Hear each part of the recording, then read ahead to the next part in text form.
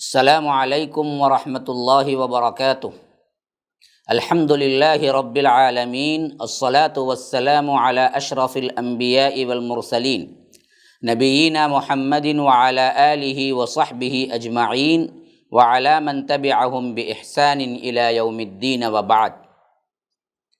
برادران اسلام، واجب الاحترام بزرگوں، دوستوں، عزیز ساتھیوں، لائق احترام ماؤں اور بہنوں، آپ کے سامنے درس قرآن میں اللہ تبارک و تعالیٰ کے فضل و کرم سے سورہ بقرہ کی 141ویں آیات اور 42 اور اس کے ساتھ ساتھ تحویل قبلہ کے خاص طور پر وہ واقعات سنا رہا تھا۔ گزشتہ کے درس میں یہاں تک میں آپ کے سامنے رکھا کہ تحویل قبلہ، اس کا حکم کب نازل ہوا اور اس پر صحابہ کرام نے کیسے عمل کیا۔ اب اسی طرح یہ بات بھی یاد رکھ لیجئے کہ اللہ تبارک و تعالی نے تحویل قبلہ کا حکم دینے سے پہلے 141 میں یہ اشارہ دیا کہ یہ لوگ تحویل قبلہ پر ہنگامہ کھڑا کر دیں گے، اور 142 جو آیت ہے جس میں ابتدائی طور پر جو الفاظ آئے ہیں وہ بڑے اہم ہیں ہمارے لیے۔ فرمایا کہ وَكَذَلِكَ جَعَلْنَاكُمْ أُمَّةً وَسَطًا، اسی طرح ہم نے اس امت کو امت وسط بنایا۔ امت وسط کا معنی کیا ہے؟ درمیانی امت، عدل والی امت۔ اور یہ امت جو بنائی ہم نے، اس امت میں فضیلت کے اعتبار سے کیا ہے؟ لِتَكُونُوا شُهَدَاءَ عَلَى النَّاسِ، تاکہ یہ ہو جائیں لوگوں پر گواہ، اور وَيَكُونَ الرَّسُولُ عَلَيْكُمْ شَهِيدًا، اور رسول گواہ ہو جائیں تم پر۔ اب یہ سب سے اہم ترین بات ہے جس کو سمجھنا ہے آج، کہ اللہ کے رسول صلی اللہ علیہ وسلم گواہ ہو جائیں گے تم پر، اور تم لوگوں پر گواہ ہو جاؤ گے۔ اس میں سب سے پہلے اس آیت کریمہ میں امت مسلمہ کی فضیلت بیان ہوئی ہے، جو اللہ تبارک و تعالی نے بتایا ہے کہ تمام لوگوں پر تم گواہ کی حیثیت رکھتے ہو۔ اور قیامت کے دن یہ گواہی کیسے ہوگی؟ مسلمان انبیاء کے حق میں ان کی امتوں کے خلاف گواہی دیں گے۔ جب امتیں کہیں گی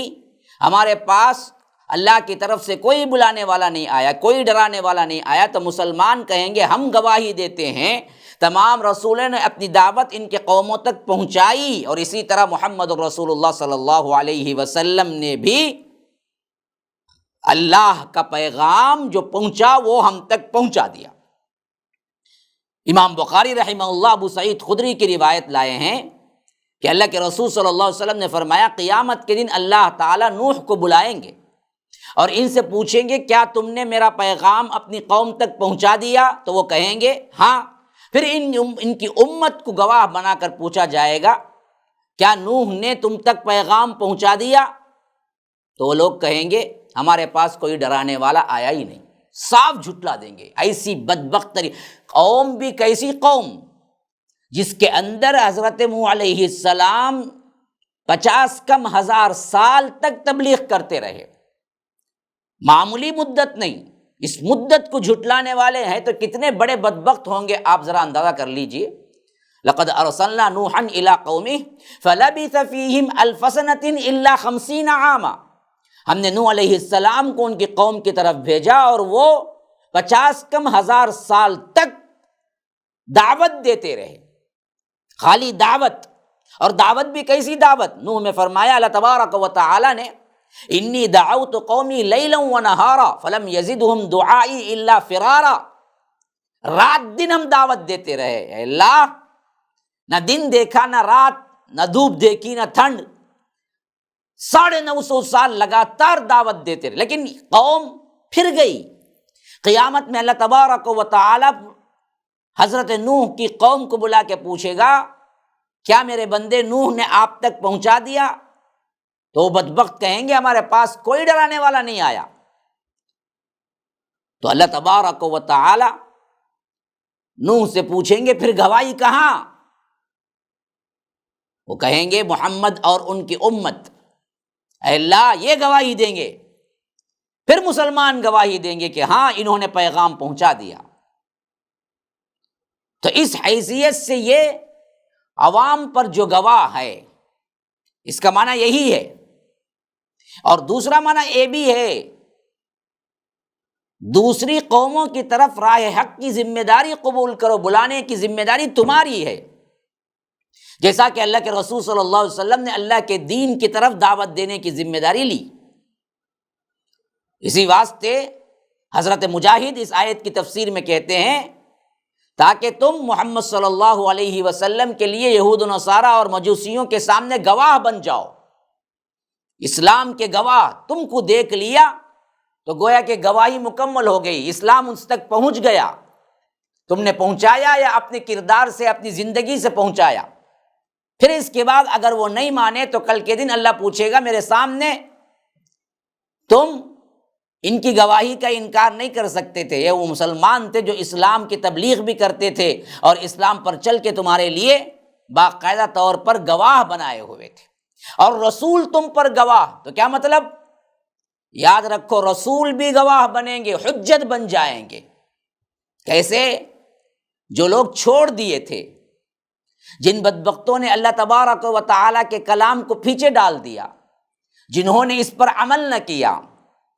جنہوں نے کیا ہے اپنے طور پر اپنی منمانی زندگی گزاری، رسول اس وقت کھڑے ہوگا اور کہے گا، سورہ فرقان کی آیت نمبر 30 یاد رکھ لیجئے، جہاں پر رسول کہے گا وقال الرسول یا رب ان قوم اتخذوا هذا القرآن مہجورا، یہ میری قوم ہے، یہ بدبخت ترین قوم، یہ وہ قوم ہے جنہوں نے کیا کیا، اے اللہ قرآن کو چھوڑ دیا۔ هذا القرآن مہجورا، کہ یہ ہیں دراصل وہ لوگ جنہوں نے قرآن کو چھوڑا اور اپنی منمانی زندگی گزارنے لگے۔ اس حیثیت سے دونوں باتیں ذہن میں رکھیے، ایک وہ بات جس میں رب العالمین نے فرمایا ہے کہ تم گواہ بنو گے، ایک دوسری بات رسول گواہ بنیں گے۔ کیا مطلب؟ مطلب دونوں اہم ہیں، ایک تمہاری زندگی گواہ کی حیثیت سے ہے، اگر تم منمانے طریقے سے زندگی گزارو گے اور دعوت دین نہیں دو گے، مسلمانوں کو نہیں غیر مسلموں تک بھی، مسلمانوں کی اصلاح کے ساتھ ساتھ غیر مسلموں تک دعوت پہنچانا تمہاری ذمہ داری بنتی ہے، تو اس ذمہ داری کو تم نہیں نبھاؤ گے، کل کے دن تم پکڑے جاؤ گے۔ کوئی غیر مسلم ساتھ رہتا ہے یا کوئی پڑوسی تھا، وہ اگر بتائے اے اللہ یہ تو تھا میرے ساتھ لیکن اس نے کبھی نہیں بتایا کہ اسلام سچا مذہب ہے، کبھی اپنے کردار سے ہم نہیں بتائے، کبھی اپنے اعمال سے ہم نہیں بتائے، تو ہم پکڑے جائیں گے۔ اور اسی طرح یاد رکھو اگر آپ نے قرآن کو نہیں پڑھا، سمجھا، عمل نہیں کیا، تو یاد رکھ لیجئے اچھی طرح کہ رسول تمہارے خلاف گواہ ہو جائیں گے، جس کو رب العالمین سورہ فرقان میں خود ذکر کرتا ہے کہ وقال الرسول یا رب ان قوم اتخذوا هذا القرآن مہجورا، کہ رسول کہیں گے اے اللہ یہ وہ لوگ ہیں جنہوں نے کیا کیا، اس قرآن کو چھوڑ دیا۔ اب ان کے خلاف جو چاہے ایکشن اٹھاؤ۔ اب رسول جس کے خلاف ہو جائیں اور اللہ تبارک و تعالی رسول کی بات ٹالے گا، ذرا اندازہ کرو کہاں پھنسے۔ پھر اس کے بعد عذاب کے لیے ٹلنے کی کوئی نہ کوئی گنجائش نکلے گی؟ نہیں نکلے گی۔ جہاں اللہ تبارک و تعالی کے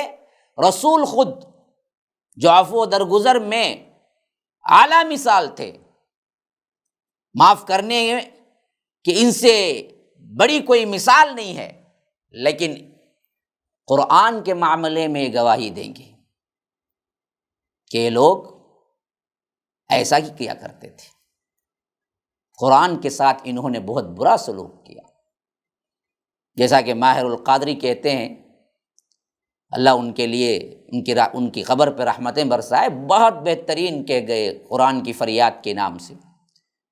کہ فرمایا کہ طاقوں میں سجایا جاتا ہوں اور ریشم اس کے کپڑے میں اسے غلافوں میں دے کر ہم تاپدانوں میں اوپر رکھ دیتے ہیں، یا نہیں شفا کے طور پر دھو دھو کے پلایا جاتا ہوں؟ جب قول و قسم لینے کی ضرورت پڑتی ہے، جب تکرار کی نوبت آتی ہے، اس وقت قرآن یاد آتا ہے کہ قرآن اٹھاؤ جی، قسم کھاؤ جی، پڑھنے کے لیے نہیں، ان رسم و رواج کے لیے ہم نے تبرکن رکھ دیا ہے۔ اور اسی طرح اس سے پہلے کے لفظ کو بھی آپ غور کر لیں، فرمایا کہ امت وسط ہم نے بنایا۔ وسط امت ایک شرف والا لقب بھی ہے، عدل و انصاف والا لقب بھی ہے، لیکن واقعتاً اگر احکامات دیکھیں گے تو واقعتاً وسط ہیں ہمارے۔ آپ ذرا اندازہ کیجئے، ہر قسم کی افراط و تفریط سے پاک، ہر قسم کے اوپر نیچے ہونے سے پاک۔ اس کی مثال ایسے سمجھیے آپ کہ ایک طرف یہودیوں نے ایک انتہا کو پکڑا تو نصرانیوں نے دوسری انتہا کو پکڑا۔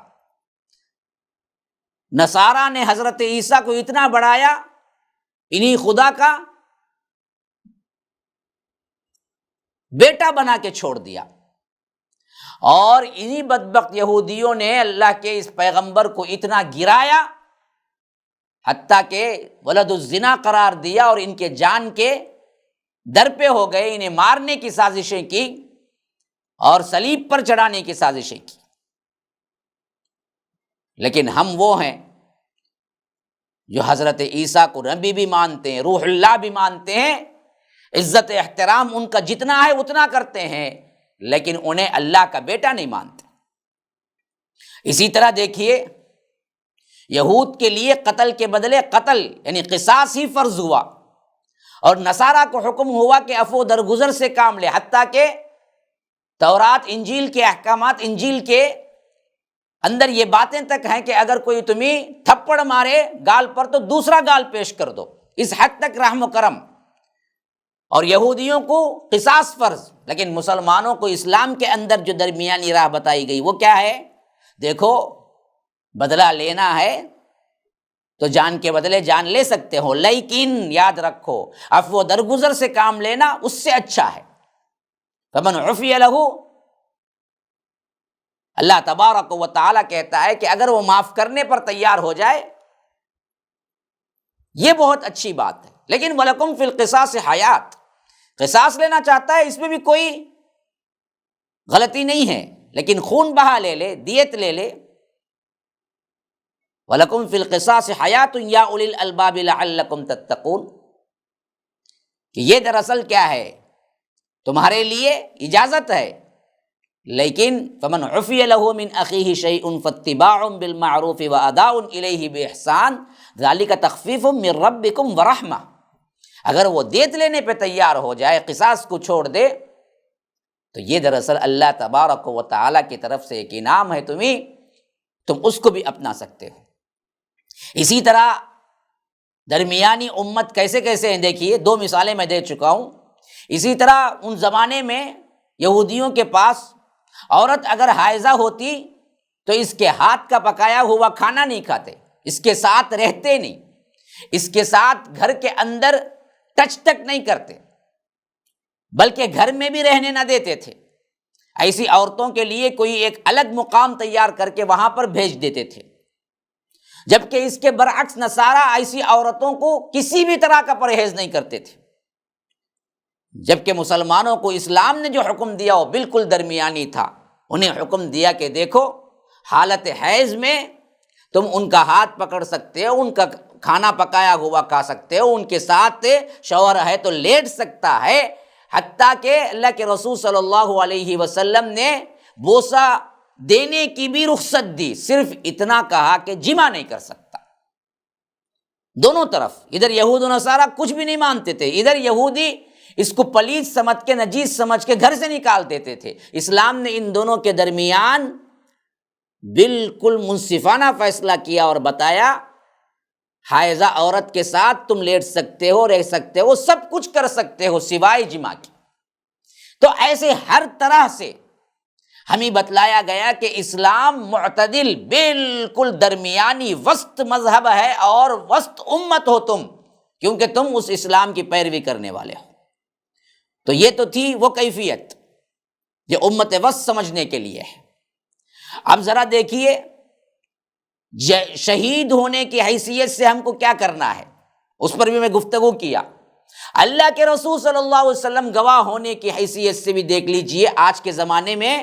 کس طرح اس کا کھلواڑ ہوتا ہے۔ کل کے دن اللہ کے رسول صلی اللہ علیہ وسلم گواہ بن کے آ جائیں تو کیا کریں گے؟ ہمارے جلسوں کے افتتاح کے لیے تو تلاوت قرآن کرتے ہیں، لیکن اس کے بعد انہیں قرآن سے کچھ غرض نہیں ہوتی، یا ان لوگوں کے خلاف جنہوں نے قرآن کو محض عملیات کی ایک کتاب قرار دیا، اللہ تبارک و تعالیٰ کے یہ رسول، اللہ کے محبوب ترین بندے محمد الرسول اللہ صلی اللہ علیہ وسلم کل خلاف کھڑے ہو جائیں گے گواہ بن کے، میں نے پہنچایا ان کو۔ ان بدبختوں نے کیا کیا؟ صرف جلسوں میں قرات کے لیے رکھ لیا قرآن کو، یا محض عملیات کرنے کے لیے رکھ لیا، یا دنیاوی اغراض کے لیے ان آیات سے تعویذ، جادو، جنتر منتر تعویذ بنانے میں لگے رہے، یا ان کے بھی خلاف اللہ کے رسول صلی اللہ علیہ وسلم کھڑے ہو جائیں گے جو یہ کہہ کے قرآن کو مشکل ترین کتاب کہہ کر لوگوں کو دور کرتی ہے۔ ارے اس کا سمجھنا تو ہمارے بس کی بات نہیں ہے، ہم تو اسے عقیدتاً ریشمی غلافوں میں لپیٹ کر کسی اونچے تابدان میں رکھ دیں گے۔ یا ان لوگوں کے خلاف بھی اللہ کے رسول صلی اللہ علیہ وسلم کھڑے ہو جائیں گے جو قرآنی احکامات کو سمجھنے کے بعد محض دنیاوی اغراض اور فرقہ وارانہ تعصب کے طور پر ان کی غلط تعویل کرتے ہیں، اور ان کے خلاف جانتے بوجھتے اللہ کے احکامات کی خلاف ورزی کرتے ہیں۔ ان کے خلاف بھی اللہ کے رسول صلی اللہ علیہ وسلم کھڑے ہو جائیں گے جو خواہش نفسانی کے پیچھے لگ کر اللہ تبارک و تعالیٰ کی کتاب کو چھوڑ دیتے ہیں۔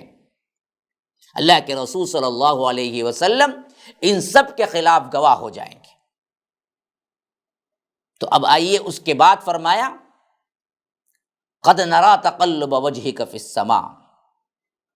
اللہ کے رسول صلی اللہ علیہ وسلم آپ کا چہرے کا بار بار آسمان کی طرف اٹھنا ہم دیکھ رہے ہیں، لہٰذا ہم آپ کے لیے پسند کرتے ہیں کہ جو پسند آپ کی ہے اسی طرف ہم آپ کو پھیر دیتے ہیں۔ تو اب دراصل یہ بات ذہن میں رکھ لیجئے، اللہ کے رسول صلی اللہ علیہ وسلم کی اس چاہت پر تحویل قبلہ کا حکم ہوا تو اللہ تبارک و تعالیٰ آخری میں فرماتا ہے وَإِنَّ الَّذِينَ أُوتُوا الْكِتَابَ لَيَعْلَمُونَ أَنَّهُ الْحَقُّ مِنْ رَبِّهِمْ، جن لوگوں کو کتاب دی گئی ان لوگوں کو اچھی طرح معلوم ہے کہ یہی حق ہے۔ کیوں؟ علماء مفسرین کہتے ہیں کہ تورات میں یہ واقعتاً لکھی ہوئی عبارت تھی کہ جو آخری نبی ہوگا، خاتم النبیین جو ہے، جو آخری نبی ہوں گے، ان نبی کا قبلہ بیت اللہ کی طرف ہوگا، صاف طور پر کہہ دیا گیا تھا۔ تو یہ لوگ جانتے تھے کہ ان کا قبلہ بیت اللہ ہی کی طرف ہونا ہے، لیکن جب ہوا ایسا تو ان بدبختوں نے بہت بڑا ہنگامہ کھڑا کر دیا کہ تم نے یوں کیا، تم نے یوں کیا۔ اصل میں بات بھی یہی تھی کہ اصل مقصود دیکھیے، جب تک اللہ کے رسول صلی اللہ علیہ وسلم مکے میں تھے اس وقت تک اللہ کے رسول صلی اللہ علیہ وسلم کے ہاتھ میں قیادت نہیں تھی، لیکن جب مدینہ پہنچے تو باقاعدہ طور پر اللہ کے رسول صلی اللہ علیہ وسلم کے ہاتھ میں حکومت مل گئی اور ایک امت بن چکے تھے، ایک نئی نسل، نیا معاشرہ تشکیل ہوا۔ اب جس سوسائٹی کا ایک بنیاد اور مستحکم طور پر ایک معاشرہ بن گیا ہو، پھر وہ کسی دوسرے کے قبلے کی طرف پیروی کرے تو یہ بات عقلاً سمجھ نہیں آتی۔ اسی واسطے اللہ تبارک و تعالیٰ نے صاف کہہ دیا کہ فَوَلِّ وَجْهَكَ شَطْرَ الْمَسْجِدِ الْحَرَامِ، اب مسجد حرام کی طرف رخ کر لو کا مطلب کیا ہے؟ اب قبلہ بھی وہی آپ کے لیے ہے جو حضرت آدم کا بھی قبلہ تھا، حضرت ابراہیم کا بھی قبلہ تھا۔ یاد رکھیے قبلہ اول یہی ہے۔ حضرت آدم علیہ السلام بھی کعبۃ اللہ ہی کا قبلہ تھا، ان کے لیے بھی، حضرت ابراہیم علیہ السلام کے لیے بھی قبلہ کعبۃ اللہ تھا۔ مسئلہ یہ ہوا تھا کہ حضرت سلیمان علیہ السلام کے زمانے میں جب انہوں نے بیت المقدس تعمیر کی، جو حضرت ابراہیم علیہ السلام کے بھی تقریباً 1300 سال بعد حضرت سلیمان کا زمانہ ہے، 1300-1400 سال بعد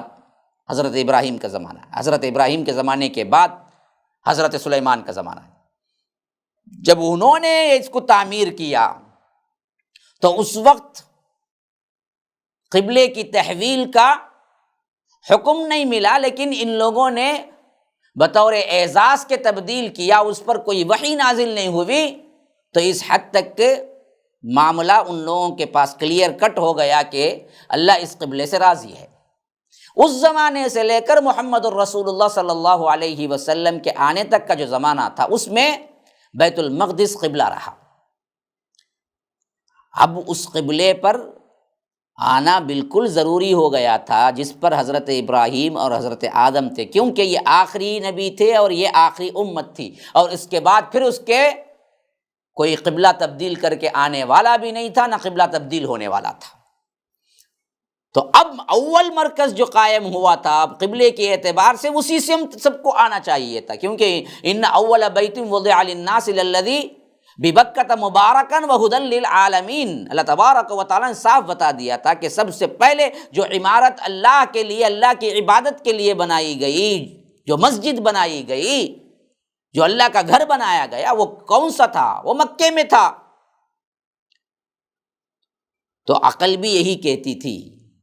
نقل بھی یہی ہے کہ کعبۃ اللہ ہی آخری قبلہ قرار دیا جائے، جس کو اللہ کے رسول صلی اللہ علیہ وسلم مدینہ جانے کے بعد حد سے زیادہ چاہتے تھے کہ اللہ کی طرف سے یہ حکم آ جائے کہ بیت اللہ کی طرف ہم رخ کر لیں، کیونکہ یہودیوں کو شوشے ملتے تھے، وہ کہتے تھے کہ ہو نہ ہو کتنی بھی مخالفت کر لیں، ہماری ہی قبلے کی طرف تو ہیں، ایک نہ ایک دن ہماری بات بھی مان لیں گے۔ یہ بیماری بھی ان کے اندر لگی ہوئی تھی، یہ آس لگائے بیٹھے ہوئے تھے، کچھ بھی ہو کسی بھی طرح قبلہ تو دراصل ہمارا ہی تو ہے، تو ایک نہ ایک دن کیا ہے مخالفت چھوڑ دیں گے۔ یہ تمام باتوں کے لیے ایک سب سے اہم ترین اسٹیپ اٹھانا ضروری تھا، تو اللہ تبارک و تعالیٰ نے صاف اعلان کر دیا کہ اب آپ اسٹیپ اٹھائیں اور بتا دیں لوگوں کو کہ یہی قبلہ اول ہے اور یہی قبلہ آخر ہے، درمیان کے اندر تبدیل ہوا۔ بعض لوگ قبلہ اول بیت المقدس کے لیے استعمال کرتے ہیں، بطور سمجھانے کے برابر ہے، لیکن حقیقتاً یاد رکھیے، بطور حقیقتاً اگر آپ دیکھ لیں گے، سمجھانے کے علاوہ پہلا بھی بیت اللہ ہی ہے، آخری بھی بیت اللہ ہی ہے،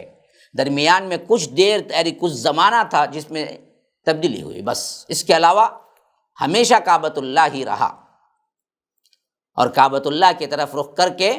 اللہ کے رسول صلی اللہ علیہ وسلم نے نماز شروع کی، تو یہ بات بھی سامنے آ گئی کون دل سے مسلمان ہے، کون بتانے کے لیے منافقت اختیار کیا۔ کیوں؟ اب جو اندر کا یہودی ہے وہ کیسے اپنے قبلے کو تبدیل کرے گا؟ اسی واسطے اللہ تبارک و تعالیٰ کہتا ہے کہ من یتبع الرسول، کون رسول کی اتباع کرتا ہے، من یتبع الرسول ممن ینقلب علی عقبیہ، کون ایڑیوں کے بل پھر جاتا ہے، یہ دیکھنا تھا۔ تو اللہ کے رسول کو واضح ہو گیا کہ کون نفاق کی بنیادوں پر منافقت کے ساتھ جھانسا دے رہا تھا، اور کون اصل میں حقیقتاً مسلمان تھا جس نے بلا چوں و چرا، جیسے اللہ کے رسول صلی اللہ علیہ وسلم نے اپنا رخ پھیرا، تمام کے تمام مسلمان اپنا رخ پھیر لیے، حتیٰ کہ اعلان کرنے والا نماز کے وقت وہاں پہنچا اور اعلان کیا، تو جیسے نماز کی حالت میں سنتے ہی وہ لوگ نماز ہی کی حالت میں پھر گئے۔ بعض روایتوں میں آتا ہے کہ دوسرے دن فجر میں خاص طور پر مسجد قباء والوں کو معلوم ہوا، فجر کی نماز میں معلوم ہوا تو وہ فجر کی نماز میں پھر گئے، مسجد قبلتین میں جو نماز پڑھ رہے تھے ان کو معلوم ہوا تو وہ پھر گئے۔ اس طرح اصحاب رسول اللہ صلی اللہ علیہ وسلم نے اللہ کے رسول صلی اللہ علیہ وسلم کے حکم کی پاسداری کی، ایک لمحے کا توقف نہیں، یہ نہیں سوچا کہ اس نماز میں تو ہم نے شروع کر لیا ہے، یہ نماز ختم کر کے کیا کریں گے، ہم اگلی نماز کے لیے پھیر لیں گے، نہ، اسی نماز کے اندر پورا چکر کاٹ کے ایک سمت سے لے کر دوسری سمت بالکل اپوزٹ جو سمت تھی وہاں پر آنا ہے، اور آگئے اللہ کے حکم کو مان لیا، یہ نہیں کہ اس کے اندر شکوک و شبہات پیدا کریں، کیا واقعتاً قبلہ تبدیل ہو گیا کیا، تب اتنے دن ہم نے نماز پڑھی نا وہ کیا ہوگی۔ لیکن بعض جو کمزور ترین تھے مسلمان، یہ بات ضرور اٹھی کہ اتنے دن ہم جو پڑھے نا نماز وہ کیا ہوگی، تو اللہ نے کہا وَمَا كَانَ اللَّهُ لِيُضِيعَ إِيمَانَكُمْ، دیکھو اللہ تبارک و تعالیٰ تمہارے ایمان کو ضائع نہیں کرے گا، مطلب تمہاری نمازوں کو ضائع نہیں کرے گا، وہ بھی اللہ کے حکم سے ہی کہ بیت المقدس کی طرف پڑھی گئی، اس کو بھی اللہ قبول کرتا ہے، حکم تو میرا ہی تھا نا۔ تو یہاں پر امام بخاری اسی واسطے کیا اس آیت کو کتاب الایمان کے اندر لائے ہیں اور ایک نقطہ سمجھائے ہیں کہ دیکھو ایمان ہم عمل کو بھی کہتے ہیں اور عمل ایمان کے اندر داخل ہے، کیونکہ اللہ یہاں پر نماز کو لفظ ایمان سے تعبیر کیا، وما کان اللہ لیضیع ایمانکم، اللہ تمہارے ایمان کو ضائع نہ کرے گا، جبکہ وہاں پر ایمان سے مطلب نماز ہے۔ تو فرمایا کہ عمل کو اللہ تبارک و تعالیٰ نے ایمان کہا، تو اسی واسطے مرجیہ کی تردید کرتے ہوئے فرمایا کہ خالی خولی قول کا اقرار کر دینا یا دل سے مان لینا صرف کیا نہیں ہے، ایمان نہیں ہے، بلکہ عمل سے اس کا ثبوت پیش کرنا، عمل بھی ایمان میں داخل ہے۔ یہ نقطہ بھی امام بخاری رحمہ اللہ اس آیت کے ضمن میں لائے ہیں۔ ھذا وباللہ التوفیق وصلی اللہ وسلم علی نبینا محمد۔ اسأل اللہ لی ولکم ولسائر المسلمین من کل ذنب فاستغفروہ انہ هو الغفور الرحیم۔ والسلام علیکم ورحمۃ اللہ وبرکاتہ۔ MSLI TV، رہنمائی بدلتی دنیا کے لیے۔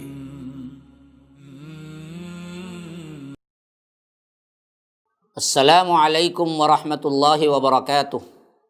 الحمد للہ رب العالمین، الصلاة والسلام علی اشرف الانبیاء والمرسلین نبینا محمد وعلی آلہ وصحبہ اجمعین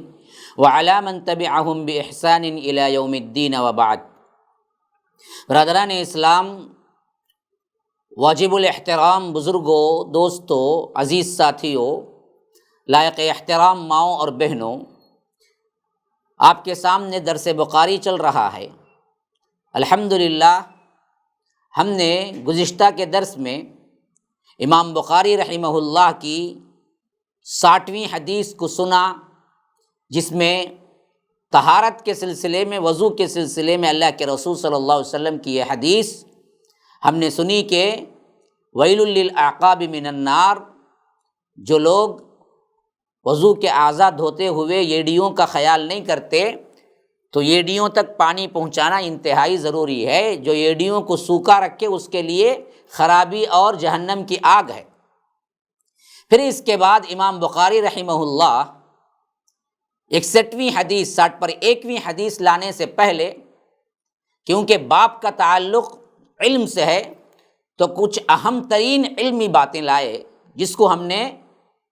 آپ کو پڑھ کر سنایا، لیکن تشریحات مکمل نہیں ہوئی تھی۔ انشاءاللہ وہ کوشش کروں گا کہ آپ کو اس درس کے اندر سمجھا سکوں کہ امام بخاری رحمہ اللہ کا مطلب یہ ہے کہ محدثین جب اللہ کے رسول صلی اللہ علیہ وسلم سے روایت کرتے تھے، خاص کر صحابہ جو اللہ کے رسول صلی اللہ علیہ وسلم سے روایت کرتے تھے، اور اللہ کے رسول صلی اللہ علیہ وسلم کے صحابہ سے محدثین لیتے تھے، تو اس میں ان سے میں نے سن کر بیان کیا یا ان سے میں نے لیا، ان الفاظ کو ایسے ہی جو الفاظ چاہے استعمال نہیں کرتے تھے، بلکہ خاص الفاظ اس کے ٹرمز بن چکے تھے، جس میں حدثنا، اخبرنا، انبعنا، سمعت، ایسے الفاظ آتے تھے، جس کے بارے میں ابن عیینہ کہتے ہیں کہ ہم ان سب کو ایک ہی سمجھتے تھے۔ اور ابن مسعود رضی اللہ عنہ کبھی کبھی ایسا بھی روایت کرتے تھے کہ حدثنا، اور ساتھ میں الصادق المصدوق بھی کہتے تھے، سچوں کے سچے اللہ کے رسول صلی اللہ علیہ وسلم سے میں بیان کر رہا ہوں۔ اور اسی طرح حضرت عبداللہ ابن مسعود ہی سے حضرت شقیق بیان کرتے ہیں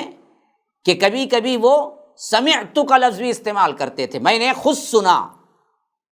اور اسی طرح حضرت حذیفہ کہتے ہیں کہ اللہ کے رسول سے سننے کے لیے حدثنا کا لفظ ہم استعمال کرتے ہیں۔ اور ابو العالیہ حضرت ابن عباس رضی اللہ عنہما سے روایت کرتے ہیں کہ فیما یروی عن ربہ، اپنے رب سے روایت کرتے ہوئے، اللہ کے رسول صلی اللہ علیہ وسلم اپنے رب سے روایت کرتے ہوئے کہتے ہیں، یہ حدیث قدسی کے لیے خاص الفاظ آتے ہیں، اور حضرت انس اسی حدیث قدسی کے لیے یہ ٹرم استعمال کرتے کہ یرویہ عن ربہ،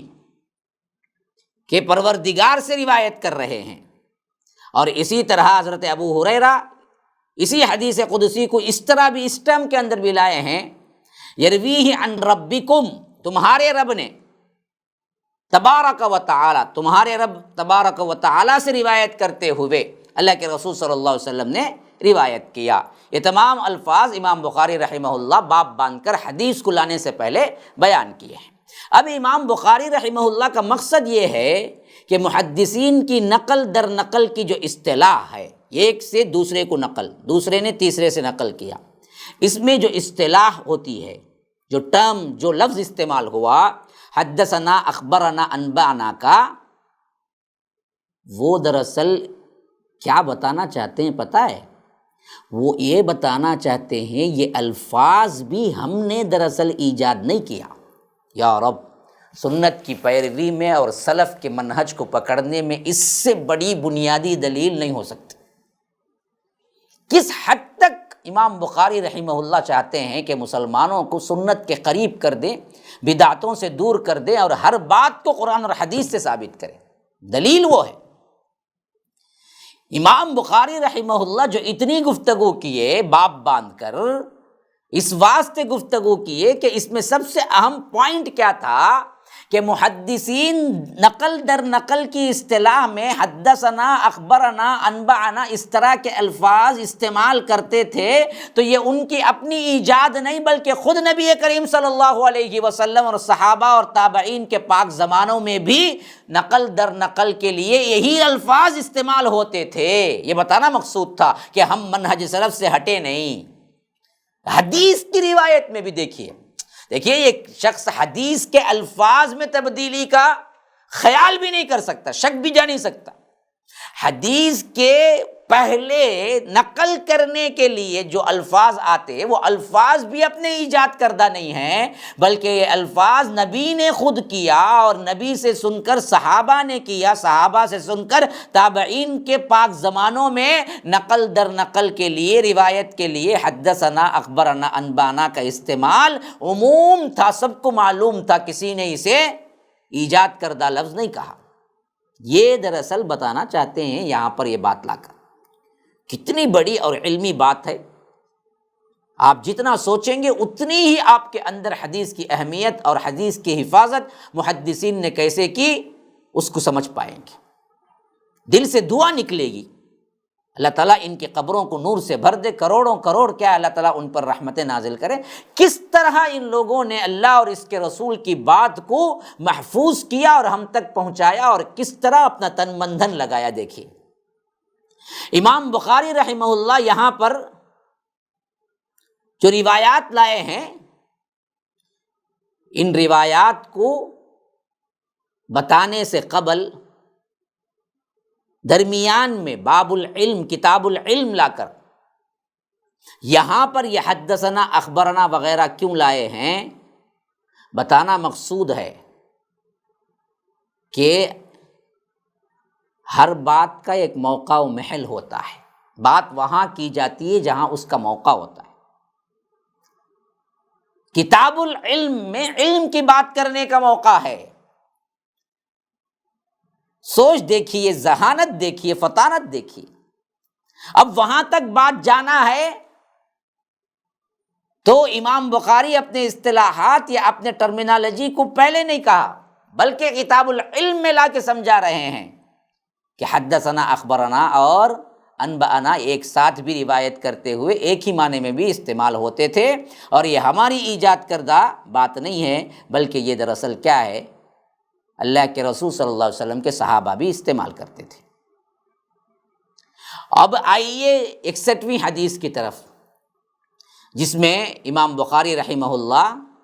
حدیث اس طرح لائے ہیں۔ حدثنا قتيبة بن سعيد قال حدثنا اسماعيل بن جعفر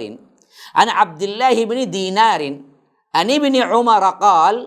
قال رسول الله صلى الله عليه وسلم ان من الشجر شجرة لا يسقط ورقها وانها مثل المسلم حدثوني ما هي قال فوقع الناس في شجر البوادي قال عبد الله ووقع في نفسي انها النخلة قال عبد الله ووقع في نفسي انها النخلة فاستحييت ثم قالوا حدثنا ما هي یا رسول اللہ قال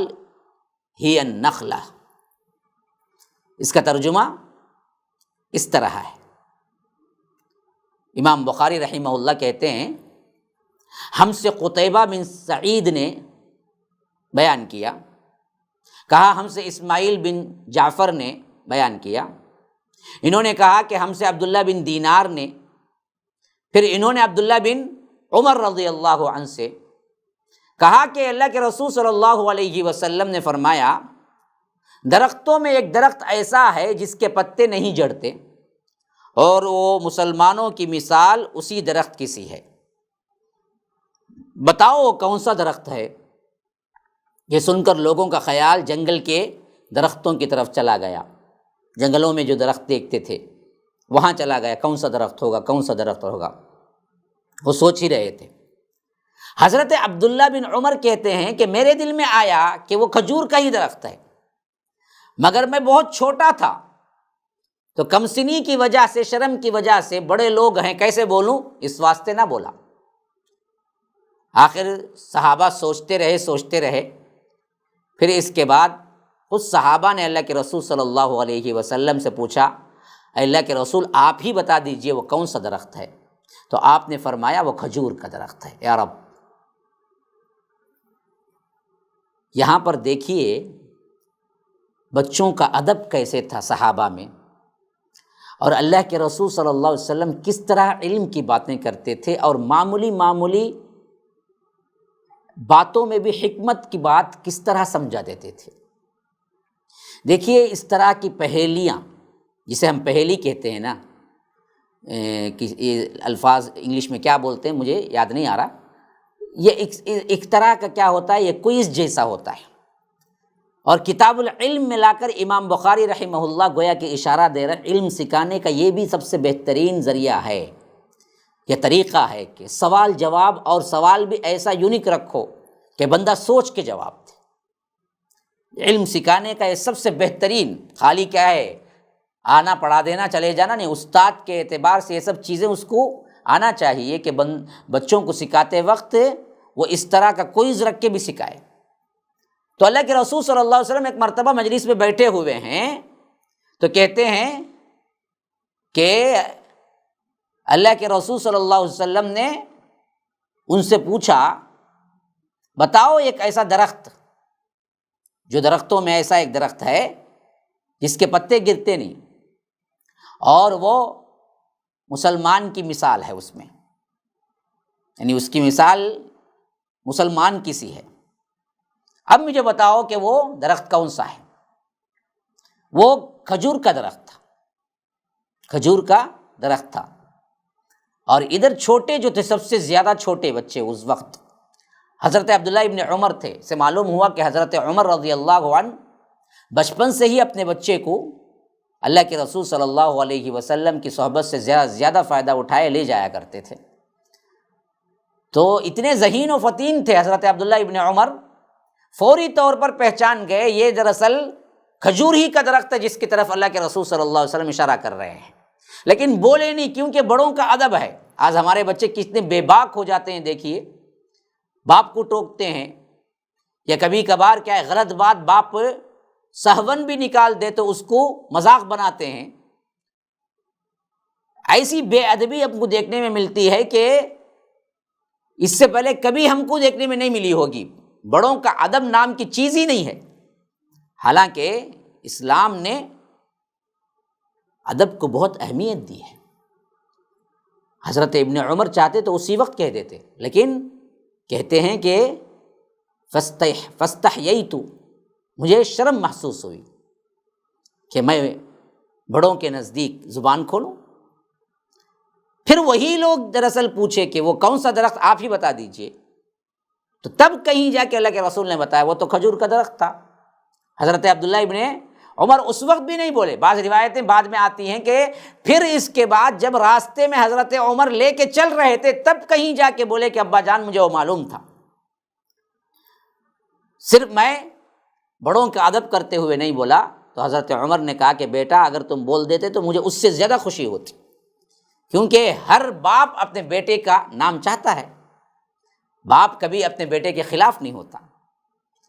بیٹا کرے گا تو خوش ہوتا ہے باپ، خواہ باپ کیا ہے کتنا ہی ایسا جاہل ہو یا کم پڑھا لکھا ہو، کچھ بھی ہو، لیکن بیٹا پڑھتا لکھتا ہے، بیٹا باپ سے زیادہ علم حاصل کر لیتا ہے، بیٹا باپ سے بڑا ڈاکٹر بن جاتا ہے، تو یہ باپ کے لیے ہی فخر ہوتا ہے، باپ کبھی نہیں چاہتا کہ بیٹا مجھ سے آگے نہ بڑھے۔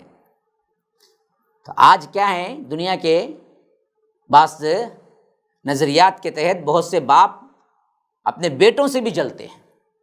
عجیب بات ہے، جو فطرت کے ہی خلاف لگتا ہے۔ بیٹا پڑھ کے آگے نہیں چلے جانا، بیٹے کی پوسٹ اتنی بڑی کیوں ہے؟ ایسے بھی وہ لوگ، یہ سب مغربی تہذیب کے اثرات ہیں جو ہم پر کیا ہیں پڑ گئے ہیں۔ تو حضرت ابن عمر کے اس الفاظ پر حضرت عمر نے کہا کہ کاش بیٹا تم اس وقت بتا دیتے تاکہ ہم کو خوشی ہوتی اور زیادہ کہ میرا بیٹا ذہین فتین ہے۔ تو اس بات کو سن لینے کے بعد اب آئیے، امام بخاری اس باب میں اس لیے لائے ہیں کہ یہاں پر بھی حدثنا و حدثونی خود نبی کریم صلی اللہ علیہ وسلم اور کے صحابہ کے زبانوں سے ہمیں ملتا ہے، تو معلوم وہی اوپر کی بات ہے جو باب باندھتے وقت امام بخاری نے فرمایا کہ یہ لفظ ہم نے ایجاد نہیں کیا، یہ لفظ بھی اللہ کے رسول صلی اللہ علیہ وسلم کا بتایا ہوا، صحابہ کا بتایا ہوا تھا۔ تو یہ دیکھیے آ گئی بات وہی، اور صحابہ پوچھتے ہیں حدثنا ما ہی ہے یا رسول اللہ، آپ ہی بیان کر دیجئے اللہ کے رسول۔ تو یہاں اسی نسبت سے یہ حدیث لائے ہیں امام بخاری کہ خود نبی کریم صلی اللہ علیہ وسلم اور صحابہ کی زبانوں سے بولے گئے ہیں، بس ثابت ہو گیا کہ یہ اصطلاحات عہد نبوی سے ہی رواج ہیں، بلکہ خود قرآن مجید ہی میں ان سب کا ثبوت بھی ہے، جیسا کہ سورہ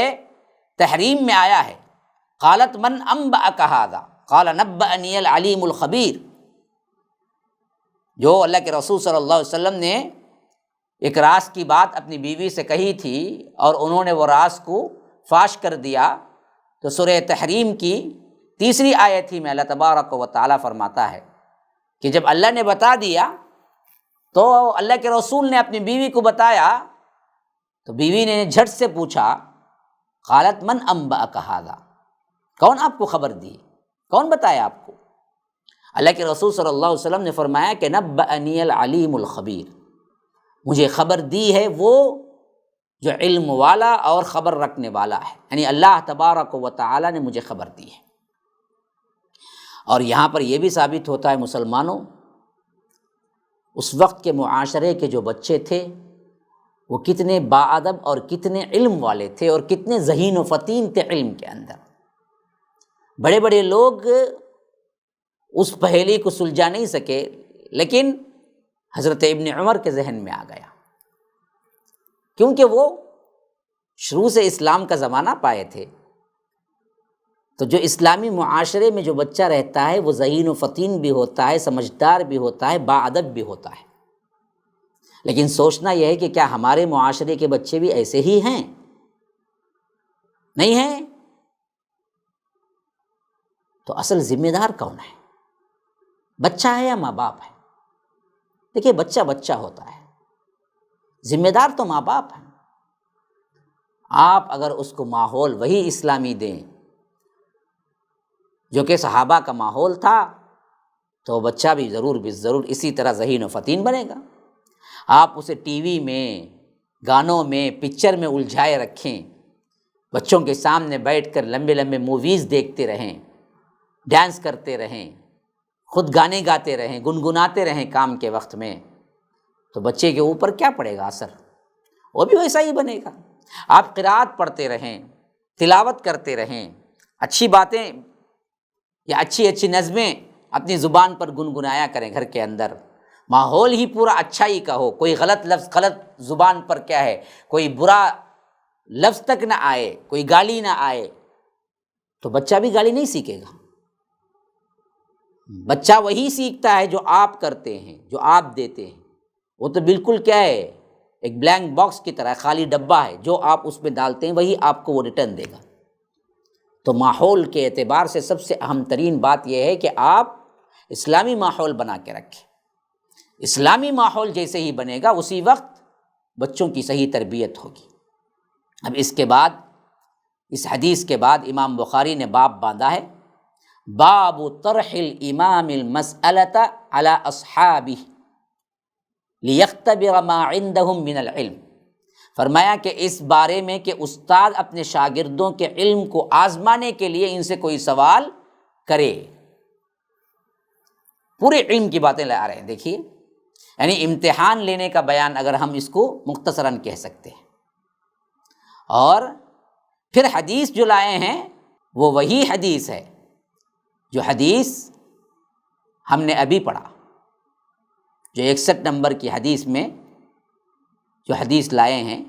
وہی حدیث امام بخاری یہاں پر بھی لائے ہیں، لیکن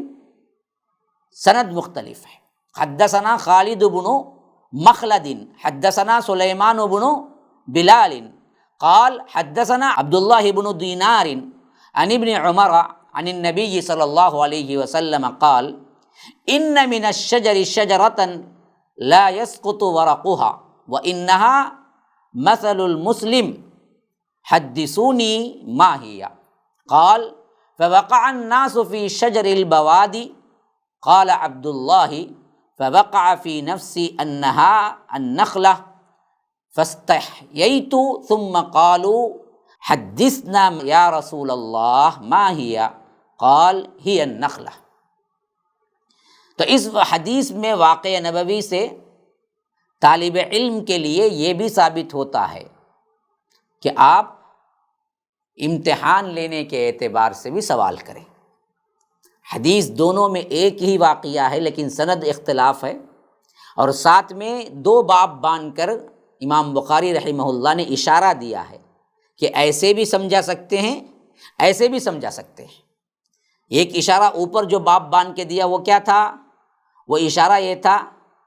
کہ اللہ کے رسول صلی اللہ علیہ وسلم نے حدثنا اور حدثونی، صحابہ نے اس طرح کا لفظ استعمال کیا، اللہ کے رسول نے بھی یہ لفظ استعمال کیا۔ دوسری بار یہی حدیث لا کے باب باندھ کے فرما رہے ہیں کہ اس سے معلوم ہوتا ہے کہ سوال جواب کرنا، امتحان لینا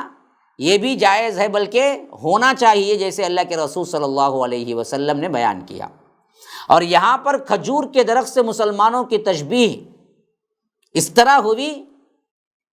کیوں اللہ کے رسول نے کہا کہ وہ مسلمانوں کی طرح ہے کھجور کا درخت؟ کیونکہ مسلمان اللہ تبارک و تعالی کے اوپر توکل کرتے ہوئے ہر حال میں ہمیشہ خوش خرم رہتا ہے۔ کھجور کا درخت بھی ہر حال میں اپنا پھل دیتا ہے، کبھی وہ سوکھتا بھی نہیں، جھڑتا بھی نہیں، جو بھی ہو، جیسا بھی ہو زمانہ، اپنا پھل دیتا رہتا ہے۔ ویسے ہی مسلمان اصل میں کیا ہے، ہمیشہ اللہ تبارک و تعالی سے خوش ہوتا ہے، اللہ جیسے بھی اس کو رکھے، اللہ تبارک و تعالی اسے تنگی میں رکھے تب بھی اس کا آپ مزاج پوچھیں، سلام کریں، خیریت کیا بھائی؟ جواب کیا ہوگا؟ کہاں بھائی خیریت نہیں، تب بھی وہ بولے گا الحمدللہ۔ گھر میں حتیٰ کہ باپ کیا ہے، مر گیا، جنازہ پڑا ہوا ہے، آپ گئے ملے اس سے اور کہا السلام علیکم، کیسے ہیں بھائی، خیریت؟ تو جواب میں کیا بولتا ہے؟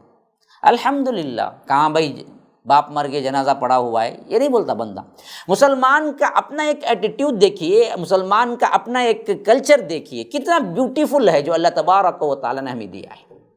ہر حال میں الحمدللہ، خوشی ہو، غم ہو، بعین ہی کھجور کے درخت کی مثال، جو بھی ہو، جیسے بھی ہو، الحمدللہ الحمدللہ، اللہ نے بہت بہتر رکھا ہے۔ کروڑوں لوگوں سے تو بہتر ہے۔ لیکن آج ہمیں کیا یہ بھی بھول شروع ہو گئی ہے۔ میں نے بہت سوں کو دیکھا ہے کہ خیریت کیا بھائی، تو جواب دیتے ہاں ہاں خیریت خیریت، یہ بھی نہیں پتا کہ خیریت کا جواب اب الحمدللہ سے دینا چاہیے۔ کیسے ہیں؟ اچھے ہیں؟ اب اچھا ہوں بھائی، اچھا ہوں، یہ نہیں، الحمدللہ بولا کرو، اللہ کی تعریف بیان کرو۔ یہ طریقہ ہے کہ ہمیشہ اللہ کی تعریف ہو۔ تو ہم جب اپنے بچوں کو یہ عادات سکھائیں گے تب کہیں جا کے وہ بڑے ہو کے استعمال کریں گے نا جی۔ جو ماحول ہی نہیں دیتے، پھر توقع کرتے ہیں کہ ان کے بچے بہت بڑے امام بن جائیں، خالد ابن الولید جیسے بہادر بن جائیں، کیسے بنیں گے؟ بچوں کو ہم ہی کوستے ہیں بعد میں کہ ہم نے ایسا کیا، آج تو ایسے نکلا۔ باہر ڈال کر یا باہر کے انسٹیٹیوٹ میں یا باہر کے تربیت گاہوں میں ڈال کر اطمینان کر لینا بے وقوفی ہے۔ یاد رکھیے، آج جو بھی دینا ہے، سکھانا ہے، سیکھنا ہے، اصل تو گھر کے اندر کا ماحول ہے جس کو بنانا ہے، وہاں سے بچہ سیکھتا ہے۔ جس کا گھر کا ماحول اسلامی ہو، جس کے گھر کے اندر کے لوگ گالی گلوچ استعمال نہ کرتے ہوں، جس کے گھر کے اندر کے لوگ صاف ستھری زبان بولتے ہوں، جس کے گھر کے اندر کے لوگ اچھے الفاظ کا انتخاب کر کے بولتے ہوں، خود بخود بچے وہاں پر جو الفاظ، جو زبان، جو آداب سیکھیں گے وہ بھی اچھے ہوں گے۔ جہاں ماحول خراب ہے، جہاں گالیاں چلتی ہوں، ہر رات میاں بیوی کا جھگڑا سنتا ہے بچہ، ہر وقت گانے سنتا ہے باپ، ہر وقت ماں کیا ہے، موویز میں لگی ہوئی ہے، ادھر پکوان بھی چل رہا ہے، ادھر سیریل بھی چل رہا ہے، اور بچہ یہی دیکھتا، یہی سنتا ہے، تو بولے گا بھی وہی۔ تو یاد رکھیے، تربیت کی ذمہ داری بہت بڑی ماں باپ پر ہے، اس کا سوال ہوگا۔ حضرت عمر نے جیسی تربیت دی تھی، ابن عمر ویسے ہی نکلے۔ صحابہ میں بھی حدیث کے اعتبار سے بہت بڑے صحابی، حالانکہ عمر چھوٹی تھی، لیکن زمانہ گزرنے حضرت ابن عمر بہت بڑے صحابہ میں شمار ہوئے، حدیث کی روایت کے اعتبار سے بھی، درس کے اعتبار سے بھی، علم کے اعتبار سے بھی ایک بہت بڑے علم کا سمندر تھے حضرت ابن عمر۔ لیکن ملا کب؟ بچپن سے حضرت عمر کی جو تربیت ملی، اس واسطے۔ تو اصل چیز تو بچپنا ہے جہاں پر وہ سیکھتا ہے۔ تو جیسے ہم اپنا ماحول صحیح کر کے بچوں کو دیں گے، وہی آپ کو ریٹرن ملے گا۔ جہاں بچے بڑے ہو گئے اور تربیت نہیں ہوئی، پھر اس کے بعد لاکھ آپ چیختے رہیں، لیکن تربیت بہت مشکل ہو جاتی ہے بڑے ہونے کے بعد۔ ھذا وباللہ التوفیق، صلی اللہ وسلم علی نبینا محمد۔ اسأل اللہ لی ولکم ولسائر المسلمین من کل ذنب فاستغفروہ انہ هو الغفور الرحیم۔ والسلام علیکم ورحمۃ اللہ وبرکاتہ۔ MSLI TV، رہنمائی بدلتی دنیا کے لیے۔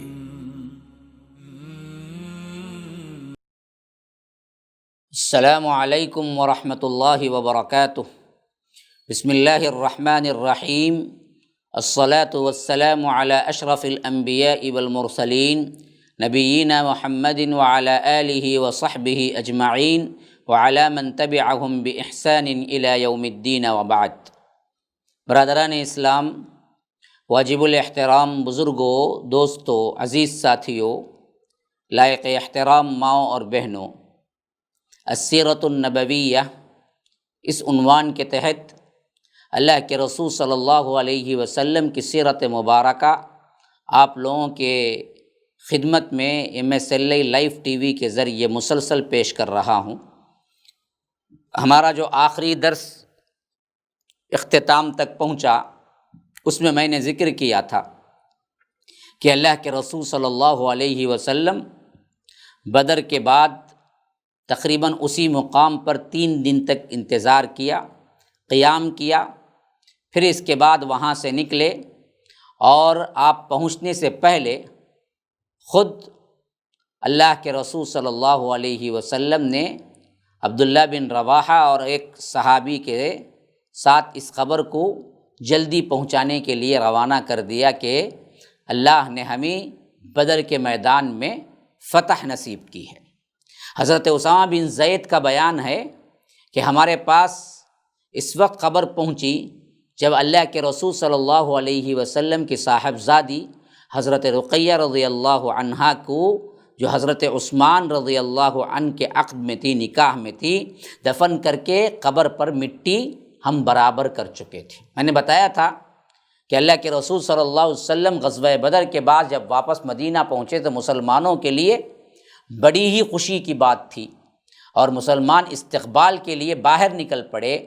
لیکن میں نے بتایا تھا اس کے ساتھ ساتھ ایک افسوسناک خبر بھی تھی جو میں آج آپ کو بتاؤں گا۔ تو یاد رکھیے یہی وہ افسوسناک خبر تھی جو کہ اللہ کے رسول صلی اللہ علیہ وسلم کی بیٹی کی وفات تھی۔ جب بدر کے لیے اللہ کے رسول صلی اللہ علیہ وسلم نکل رہے تھے، تبھی حضرت رقیہ رضی اللہ عنہا، جو کہ اللہ کے رسول صلی اللہ علیہ وسلم کی دوسری صاحبزادی تھی، تو بیمار تھی۔ ان کی تیمارداری کے لیے اللہ کے رسول صلی اللہ علیہ وسلم نے حضرت عثمان رضی اللہ عنہ کو کہا کہ تم میری بیٹی کی تیمارداری کرو اور اس جنگ میں شامل نہ ہو۔ تو انہوں نے کہا کہ اللہ کے رسول، میں یہاں پر رہوں تو مجھے کیا وہی ثواب ملے گا؟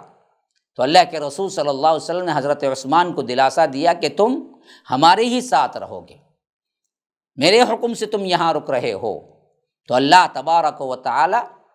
تمہیں دراصل وہی اجر دے گا، وہی ثواب دے گا جو بدر والوں کا ہے۔ اسی واسطے مال غنیمت میں جب حضرت عثمان کا نمبر آیا تو ان کا بھی حصہ نکالا اللہ کے رسول صلی اللہ علیہ وسلم نے۔ بعض بدبختوں نے جو حضرت عثمان پر تان تشنی کی بعد میں آگے چل کر ان بدبختوں نے یہی الزام لگایا کہ وہ بدر میں شریک نہ ہوئے، تو یاد رکھیے بدر میں شریک نہیں ہوئے نہیں، بلکہ اللہ کے رسول صلی اللہ علیہ وسلم کے حکم پر رک گئے تھے۔ جو اصحاب اللہ کے رسول کے حکم پر صلی اللہ علیہ وسلم حکم پر بدر آئے تھے،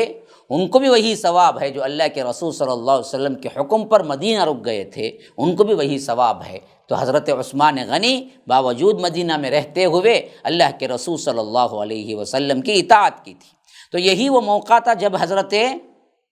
رقیہ وفات پا گئی، اور حضرت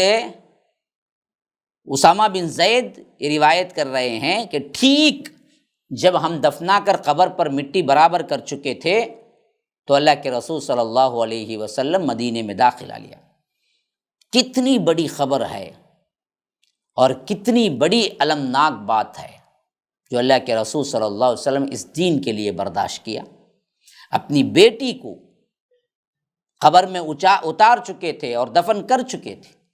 تب اللہ کے رسول صلی اللہ علیہ وسلم مدینہ داخل ہوئے۔ آج ہم نے کیا کیا رسم و رواج بنا لیے ہیں اور کیا کیا کہہ کے ہم کیا ہیں مرنے والی کی میت کو ایک ایک دن 2 دن رکھ دیتے ہیں کہ ان کا دیدار چاہیے، فلاں نہیں آئے ہیں، فلاں نہیں آئے ہیں۔ یہاں اللہ کے رسول صلی اللہ علیہ وسلم باپ بھی ہیں، رسول بھی ہیں، نہیں آئے ہیں، اور صحابہ نے یہ کہہ کے حضرت رقیہ رضی اللہ عنہ کو دفنانے سے نہیں روکا کہ ابھی اللہ کے رسول صلی اللہ علیہ وسلم نہیں آئے ہیں، جب وہ آئیں گے دیدار کر لیں گے تو پھر اس کے بعد ہم دفنائیں گے۔ بلکہ اللہ کے رسول صلی اللہ علیہ وسلم نے بھی انہیں منع نہیں کیا، ان پر باس پرس نہیں کی کہ میں آنے تک تم نے کیوں نہیں رقیہ کے جنازہ رکھا، نہیں کہا، کیونکہ یہ سب اسلام نے نہیں بنایا، ہم نے بنا لیا یہ سب چیزیں۔ فلاں دیدار، آخری دیدار، آ کر ہی رہنا، فلاں رشتہ دار ہونا، فلاں آنا، یہ تمام چیزیں نہیں ہیں، بلکہ کیا ہے اصل حکم تو یہ ہے کہ مرنے کے بعد کفن دفن کے سلسلے میں دیری نہ کرو۔ تو حضرت رقیہ رضی اللہ عنہا جیسے ہی وفات پائی، اللہ کے رسول صلی اللہ علیہ وسلم کے نہ ہوتے ہوئے بھی اصحاب رسول اللہ صلی اللہ علیہ وسلم جو تھے انہوں نے کیا کیا، ان کو دفن کر دیا، اور اللہ کے رسول صلی اللہ علیہ وسلم اس وقت داخل ہوئے جب حضرت رقیہ دفن کی جا چکی تھی رضی اللہ عنہا۔ تو اللہ کے رسول صلی اللہ علیہ وسلم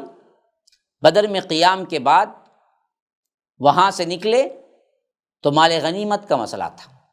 مال غنیمت اس مال کو کہتے ہیں جو جنگ کر کے حاصل کی جاتی ہے۔ جنگ کرنے کے بعد جو بھی شکست کھاتا ہے، وہ جماعت یا وہ جھتہ جو چیزیں چھوڑ کے بھاگ جاتا ہے، اس مال کو غنیمت کا مال کہتے ہیں۔ اور یہ سب سے پہلا غنیمت کا مال تھا جو کہ اللہ کے رسول صلی اللہ علیہ وسلم اور صحابہ کو ملا تھا، اور اس سے پہلے اس کی تقسیم کے سلسلے میں صحیح ترین باتیں اور اس کی تقسیم کے سلسلے میں عملی طور پر اللہ کے رسول صلی اللہ علیہ وسلم کو پیش نہیں کی گئی۔ تو اس واسطے بعض لوگوں نے جو کہ اللہ کے رسول صلی اللہ علیہ وسلم سے پہلے کی جنگوں پر قیاس کرتے ہوئے بعضوں نے کہا کہ ہم یہ مال جو اٹھایا ہے وہ رکھ لیں گے، بعضوں نے کہا کہ جن کو جو مال جیسے پڑا ہوا ملا وہ ان کے اختیار میں ہے۔ تو صحابہ کے سلسلے میں، خاص کر مال غنیمت کے سلسلے میں صحابہ کے اندر کچھ باتیں ہوئی جو کہ اختلاف کی حد تک پہنچی، یہاں تک کہ اللہ کے رسول صلی اللہ علیہ وسلم کو وحی کے ذریعے تمام احوال اور احکامات دے دیے گئے اور مال غنیمت کو اسی حکم کے تحت تقسیم کر دیا گیا۔ حضرت عبادہ بن صامت رضی اللہ عنہ، ان کا بیان ہے کہ ہم لوگ اللہ کے رسول صلی اللہ علیہ وسلم کے ساتھ مدینے سے نکلے اور بدر میں پہنچے، لوگوں سے جنگ ہوئی اور اللہ تبارک و تعالی نے دشمن کو شکست فاش دی۔ پھر ایک گروہ ان کے تعاقب میں لگ گیا، یعنی ان کو پیچھا کرنے میں لگ گیا اور انہیں قتل کرنے اور ان کو پکڑ کر قیدی بنانے میں ایک گروہ پیچھے لگا، اور ایک گروہ مال غنیمت کو اکٹھا کرنے میں لگا، اور ایک گروہ اللہ کے رسول صلی اللہ علیہ وسلم کی حفاظت کے لیے اسی چھپر کے بالکل اطراف کھڑا رہا کہ دشمن دھوکے سے کہیں آپ کو اذیت نہ پہنچا دے۔ جب رات آئی اور لوگ پلٹ پلٹ کر ایک دوسرے کے پاس پہنچے اور سب جمع ہو گئے، تو مال غنیمت کو جمع کرنے والے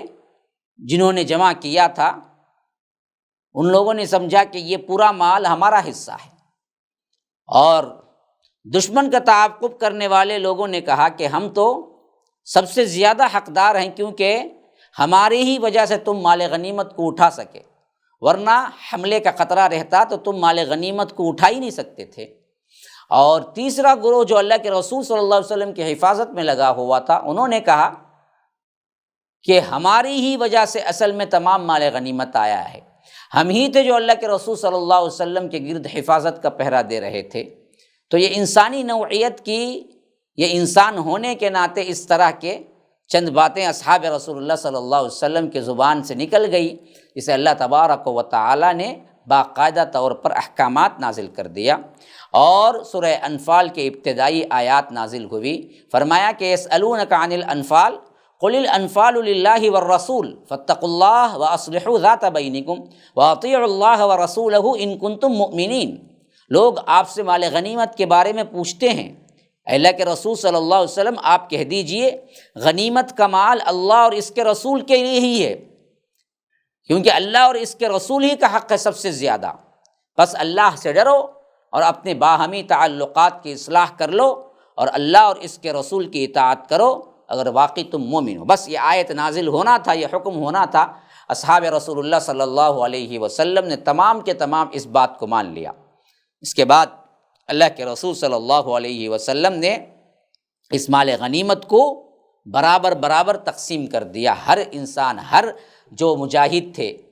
جو شامل ہوئے تھے، ان سب کے برابر برابر اللہ کے رسول صلی اللہ علیہ وسلم نے اس کو تقسیم کر دیا، اور اس کا خمس 5واں حصہ بھی نکال لیا، جو کہ خاص اللہ کے رسول صلی اللہ علیہ وسلم کے لیے اور یتیموں مسکینوں کے لیے اللہ تبارک و تعالی نے مقرر کیا تھا۔ اس کی تفصیل آگے آ رہی ہے کہ وَاعْلَمُوا أَنَّمَا غَنِمْتُم مِّن شَيْءٍ فَأَنَّ لِلَّهِ خُمُسَهُ وَلِلرَّسُولِ وَلِذِي الْقُرْبَى وَالْيَتَامَى وَالْمَسَاكِينِ۔ تو یہاں پر بھی احکامات اور صاف دے دیے گئے۔ اب اللہ کے رسول صلی اللہ علیہ وسلم مدینے کے لیے چل پڑے، تو آپ کے ہمراہ مشرک قیدی بھی تھے جو 70 کے قریب تھے، اور مشرکین سے حاصل کیا ہوا مال غنیمت بھی تھا۔ تو حضرت عبداللہ بن کعب رضی اللہ عنہ کو ان کی نگرانی سونپی گئی، اور آپ واضح صفرا کے درے سے باہر نکلے، اور ایک جگہ ہے نازیہ نام، وہاں پر پڑاؤ ڈالا، اور وہیں خمس 5واں حصہ بھی علیحدہ نکال کر مسلمانوں میں برابر تقسیم کر دیا گیا۔ اور کہتے ہیں کہ وادی صفرا ہی میں آپ صلی اللہ علیہ وسلم نے حکم صادر فرمایا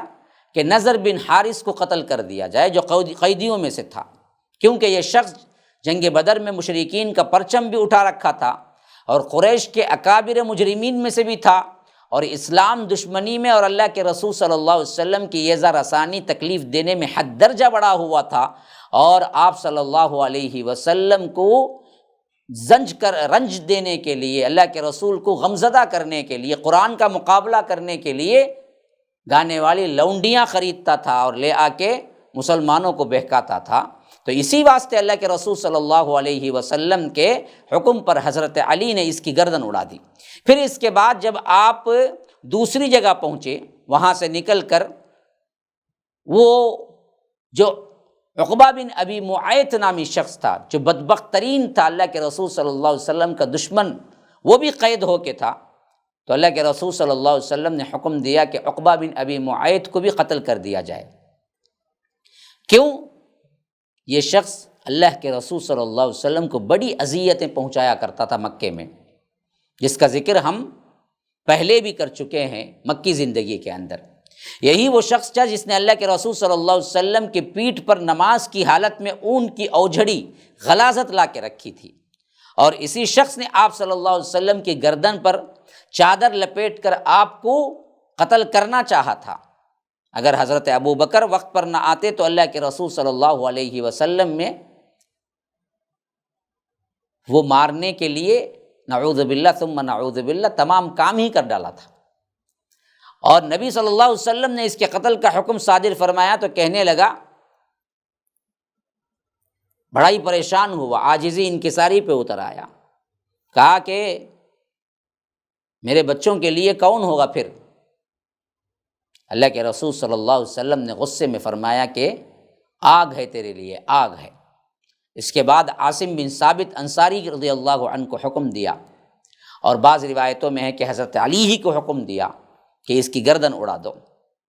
تو یاد رکھیے، جنگی نقطہ نظر سے ان دونوں طاغوتوں کا قتل کیا جانا بھی ضروری تھا، کیونکہ یہ صرف جنگی قیدی نہیں تھے، بلکہ جدید اصطلاح کی روح سے تو یہ کیا ہیں، جنگی مجرم تھے۔ اور جنگی قیدی کو تو معاف کیا جا سکتا ہے، لیکن جنگی مجرم کو معاف نہیں کیا جا سکتا۔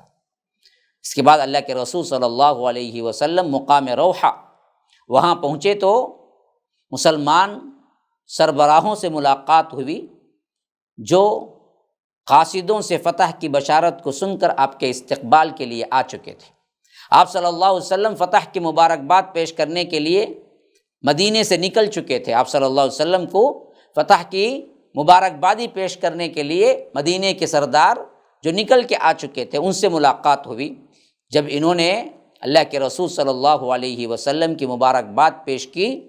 تو حضرت سلمہ بن سلامہ رضی اللہ عنہ نے کہا کہ اللہ کے رسول، آپ لوگ ہمیں کاہے کی مبارکباد دے رہے ہیں؟ ہمارا ٹکراؤ تو خدا کی قسم گنجے سر کے بوڑھوں سے ہوا تھا جو اون جیسے تھے۔ اس پر اللہ کے رسول صلی اللہ علیہ وسلم نے مسکرا کر فرمایا، بھتیجے، یہ لوگ سربراہ آوردہ قوم کے تھے، یعنی یہ قوم کے بڑے بڑے لوگ تھے، یہ قوم کے سردار تھے۔ اللہ تبارک و تعالی نے اس جنگ میں فرشتوں کو نازل کر کے بڑی آسانی عطا کر دی تھی۔ اس کے بعد حضرت اسید بن حضیر انہوں نے کہا کہ اللہ کے رسول صلی اللہ علیہ وسلم، اللہ کی حمد ہے، اس نے آپ کو کامیابی عطا کی اور آپ کی آنکھوں کو ٹھنڈک بخشی۔ اللہ کی قسم، میں سمجھتے ہوئے بدر سے پیچھے نہ رہا تھا کہ آپ کا ٹکراؤ دشمن سے ہوگا، میں تو سمجھ رہا تھا بس قافلے کا معاملہ ہے،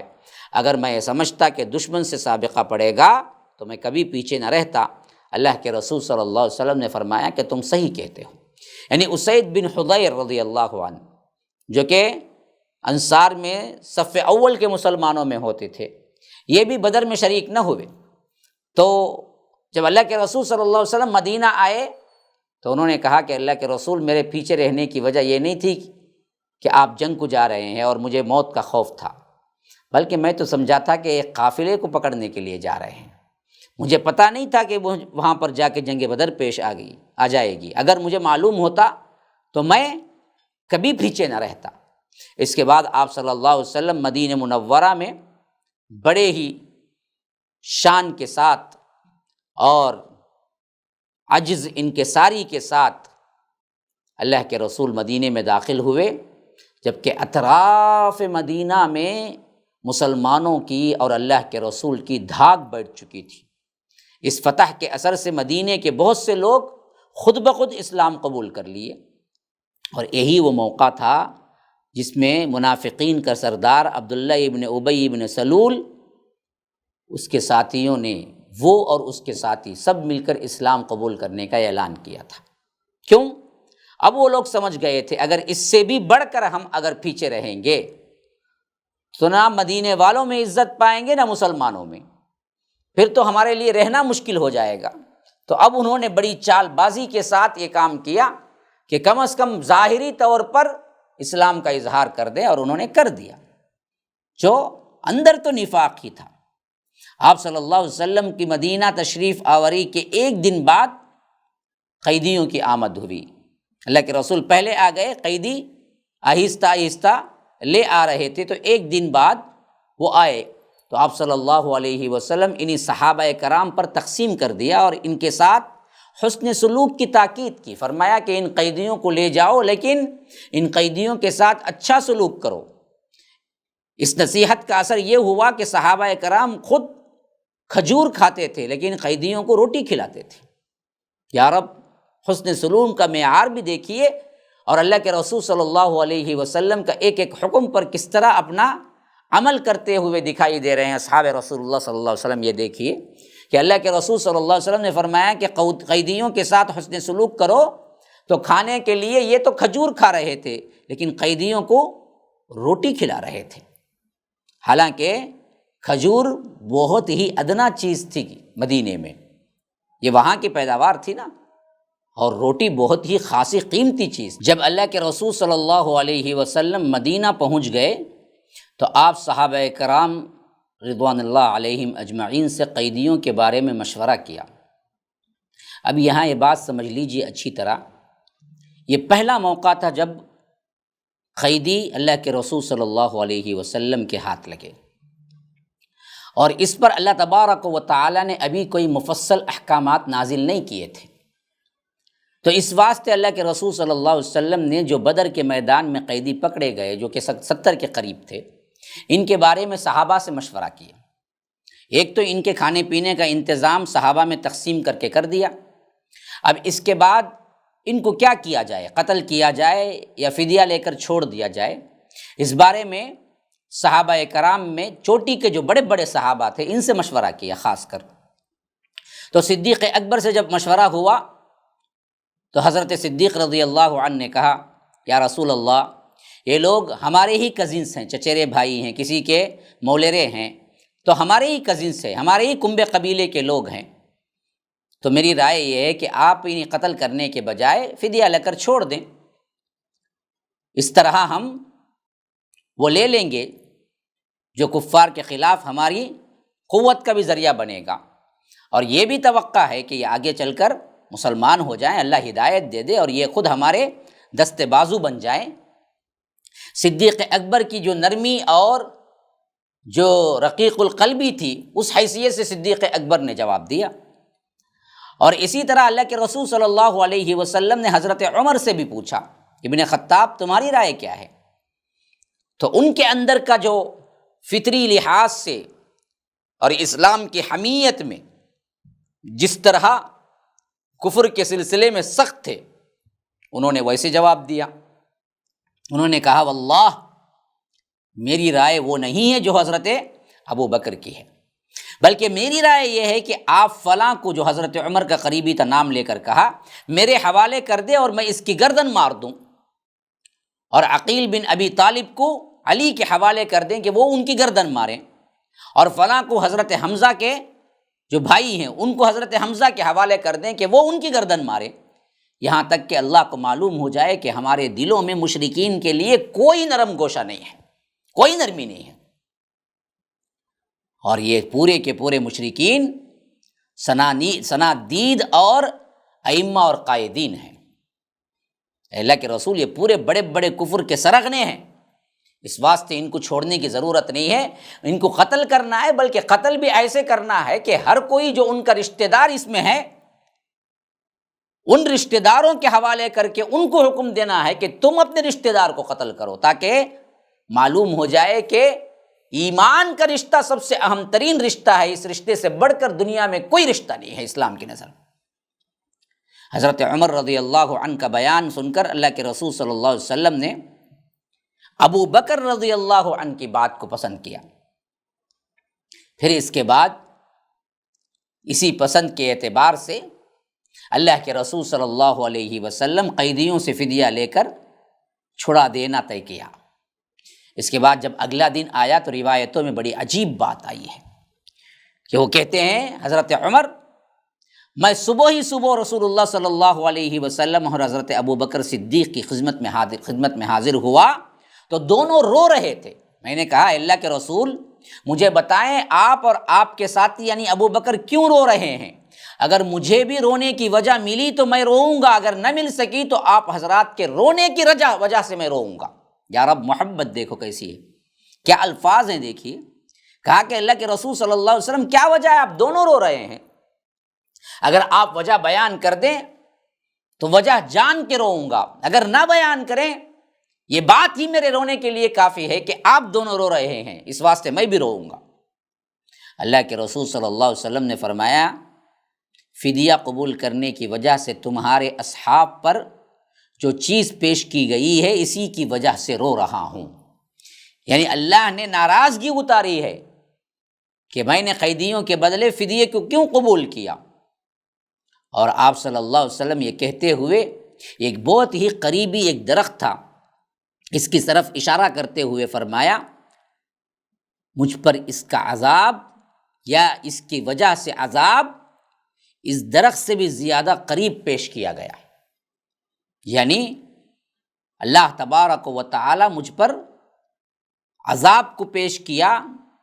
کہ تم نے کیوں قیدیوں کو فدیہ لے کر چھوڑنے کا فیصلہ کیا، اور وہ اتنا نزدیک آیا ہے عذاب، جو یہ درخت جتنا نزدیک ہے اتنا نزدیک آ گیا، لیکن اللہ نے معاف کر دیا کیونکہ اللہ تبارک و تعالی نے اس معاملے میں وحی نہیں اتاری تھی، اس سے پہلے فیصلہ ہو گیا تھا۔ لیکن اللہ تبارک و تعالی نے اس کے بعد وہ آیت اتار دی اور فرمایا ما کان لنبی ان یکون له اسرا حتی یثخن فی الارض تریدون عرض الدنیا واللہ یرید الآخرہ واللہ عزیز حکیم لولا کتاب من اللہ سبق لمسکم فیما اخذتم عذاب عظیم۔ سورہ انفال میں 67 اور 68 آیت نمبر۔ فرمایا کہ کسی نبی کے لیے درست نہیں، سزاوار نہیں کہ اس کے پاس قیدی ہوں، یہاں تک کہ وہ زمین میں اچھی طرح خون ریزی نہ کر لے۔ تم لوگ دنیا کا سامان چاہتے ہو اور اللہ آخرت چاہتا ہے، اور اللہ تعالیٰ غالب اور حکمت والا ہے۔ اگر اللہ کے خاطر اور اللہ تبارک و تعالیٰ کی طرف سے تقدیر میں پہلے ہی لکھا جا چکا نہ ہوتا تو تم لوگوں کو جو کچھ تم نے فدیے میں لیا ہے اس پر تم کو سخت عذاب اللہ تبارک و تعالیٰ عذاب میں پکڑ لیتا، کیونکہ اللہ نے یہ لکھا جا چکا تھا۔ اس کے بارے میں اللہ تبارک و تعالیٰ نے چھوٹ دے دی تھی، جس کی طرف اشارہ سورہ محمد میں دیا تھا۔ سورہ محمد صلی اللہ علیہ وسلم اس کی آیت نمبر 4 میں اللہ تبارک و تعالیٰ نے فرمایا کہ فَإِمَّا مَنًّا بَعْدُ وَإِمَّا فِدَاءً حَتَّى تَضَعَ الْحَرْبُ أَوْزَارَهَا ذَلِكَ۔ مشرکین کو جنگ کے بعد قید کرنے کے بعد احسان کرو یا فدیہ لے کر چھوڑ دو، یہ تمہارے اختیار میں ہے۔ تو اسی واسطے اللہ کے رسول نے فدیہ لے کر چھوڑنے کا فیصلہ کیا تھا۔ تو اللہ تعالیٰ اسی طرف اشارہ کرتے ہوئے فرمایا کہ اگر یہ بات پہلے سے لکھی گئی نہ ہوتی تو اللہ کا عذاب پکڑ لیتا، لیکن پہلے سے چھوٹ تھی، اس واسطے صرف تنبیہ کر کے چھوڑ دی گئی، لیکن حضرت عمر کی رائے کو اللہ نے پسند کیا، تو اسی واسطے قیدیوں سے فدیہ لینے کی اجازت دی گئی تھی، جو اصحاب رسول اللہ صلی اللہ علیہ وسلم نے قبول کر کے فدیہ لے کے انہیں چھوڑ دیا۔ لیکن یہ بات نوٹڈ ہے بہت کہ اللہ چاہتا تھا کہ انہیں قتل کر دیا جائے، اور حضرت عمر کی رائے کو اللہ پسند کیا تھا، جس کی وجہ سے اللہ کے رسول صلی اللہ علیہ وسلم نے کہا کہ ہم دونوں رو رہے ہیں۔ بہرحال اللہ کے رسول صلی اللہ علیہ وسلم کی اس رائے کے بعد صدیق اکبر نے جو رائے دی تھی اس کے مطابق فیصلہ ہو چکا تھا، تو مشرکین کو فدیہ لے کر چھوڑ دیا گیا۔ فدیے کی جو مقدار تھی، فدیہ کا معنی ہے بدلہ، بدلے میں کیا دینا تھا؟ کبھی اللہ کے رسول نے کسی قیدی کے لیے 4000 درہم مقرر کیے، کسی کے 3000 درہم مقرر کیے، کسی کے 1000 درہم بھی مقرر کیے۔ جس کسی کے لیے کچھ بھی دینے کے لیے نہ تھا، اگر وہ پڑھنا لکھنا جانتا تھا تو یہ بھی اللہ کے رسول صلی اللہ علیہ وسلم نے حکم دیا تھا کہ 10 بچوں کو لکھنا سکھا دے، اور جب بچے یہ سیکھ جائیں تو یہی اس کا فدیہ ہے، اس کو چھوڑ دیا جائے۔ اور اللہ کے رسول صلی اللہ علیہ وسلم نے کئی قیدیوں پر احسان بھی فرمایا، اور کچھ بھی لیے بغیر اللہ کے رسول صلی اللہ علیہ وسلم نے انہیں آزاد کر دیا۔ اور اسی سلسلے میں مطلب بن حنطف بھی آئے ہیں، اور سیفی بن ابی رفاعہ بھی، اور ابو عزوہ بھی، جو بالکل بھی کچھ نہیں دے پائے، اور اللہ کے رسول صلی اللہ علیہ وسلم نے ان کو ایسے ہی چھوڑ دیا۔ لیکن اپنے رشتہ داروں کا معاملہ آیا تو اللہ کے رسول صلی اللہ علیہ وسلم نے باقاعدہ طور پر ان سے فدیہ لیا۔ عدل و انصاف کا یہ اعلیٰ نمونہ دیکھیے، آپ صلی اللہ علیہ وسلم نے اپنے داماد ابو العاص کو، جو کہ اس وقت مخالفین کی طرف سے شریک ہوئے تھے، حضرت زینب کے شوہر تھے، ان کو اس شرط پر چھوڑا کہ وہ حضرت زینب کی راہ نہ روکیں گے، وہ واپس مدینہ پہنچا دیں گے۔ اس کی وجہ یہ ہوئی کہ حضرت زینب نے ابو العاص کے فدیے میں جو مال بھیجا تھا اس میں ایک ہار بھی تھا، اور یہ ہار حضرت خدیجہ رضی اللہ عنہا کا تھا، جب انہوں نے حضرت زینب کو ابو العاص سے رشتے میں شادی کرنے کے بعد تحفتاً دیا تھا۔ یہ ہار انہیں دیکھ کر اللہ کے رسول صلی اللہ علیہ وسلم کو بہت ہی حضرت خدیجہ رضی اللہ عنہا یاد آئی، اور ایک طرح سے اللہ کے رسول صلی اللہ علیہ وسلم غم اور افسدہ ہو گئے۔ صحابہ سے اجازت لے کر یہ ہار حضرت خدیجہ کی نشانی ہے کہہ کر واپس کر دیا گیا، لیکن حضرت ابو العاص کو فرمایا گیا کہ تم جا کر مکہ اپنی بیوی کو، جو اللہ کے رسول کی بیٹی تھی حضرت زینب، مدینہ بھیج دینا تھا۔ خود اپنی بیٹی کا معاملہ تھا اور اپنے داماد کا معاملہ تھا، لیکن مسلمانوں کے حقوق و مساوات کا اتنا خیال تھا کہ اللہ کے رسول صلی اللہ علیہ وسلم یہ صحابہ کے مشورے سے قبول کیا، کہا کہ یہ ہار تو خدیجہ کی نشانی ہے، اگر آپ لوگ اجازت دیں تو میں اس ہار کو واپس کر دوں اور بلا فدیہ ہی میرے داماد کو میں چھوڑ دوں، لیکن اس شرط پر کہ وہ میری بیٹی کو مدینہ بھیج دے گا۔ صحابہ نے کہا اللہ کے رسول آپ راضی ہیں تو ہم بھی راضی ہیں، آپ کی رضا تو اصل میں ہمارا مقصود ہے۔ تو اللہ کے رسول صلی اللہ علیہ وسلم نے ابو العاص کو چھوڑ دیا کہ وہ حضرت زینب کو چھوڑ دیں گے اور مدینہ بھیج دیں گے، اور حضرت ابو العاص بھی سیدھے ہجرت فرما کر جب گئے تھے حضرت زینب کو واپس لے آ کے چھوڑ دیا۔ جب یہاں سے چھوٹے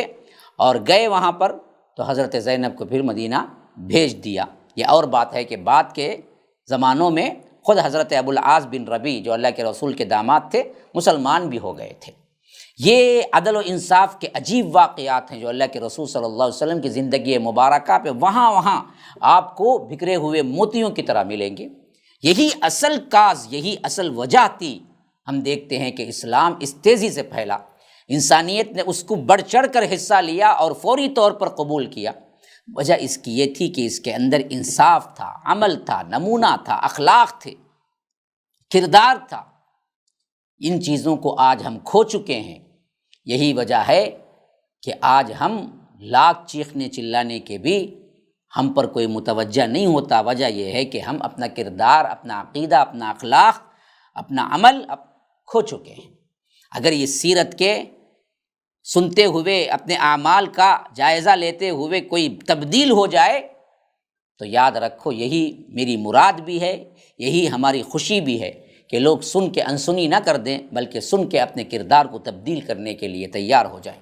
ھذا وباللہ التوفیق صلی اللہ وسلم علی نبینا محمد اسأل اللہ لی ولکم ولسائر المسلمین من کل ذنب فاستغفروہ انہ هو الغفور الرحیم والسلام علیکم ورحمۃ اللہ وبرکاتہ۔ MSLI ٹی وی، رہنمائی بدلتی دنیا کے لیے۔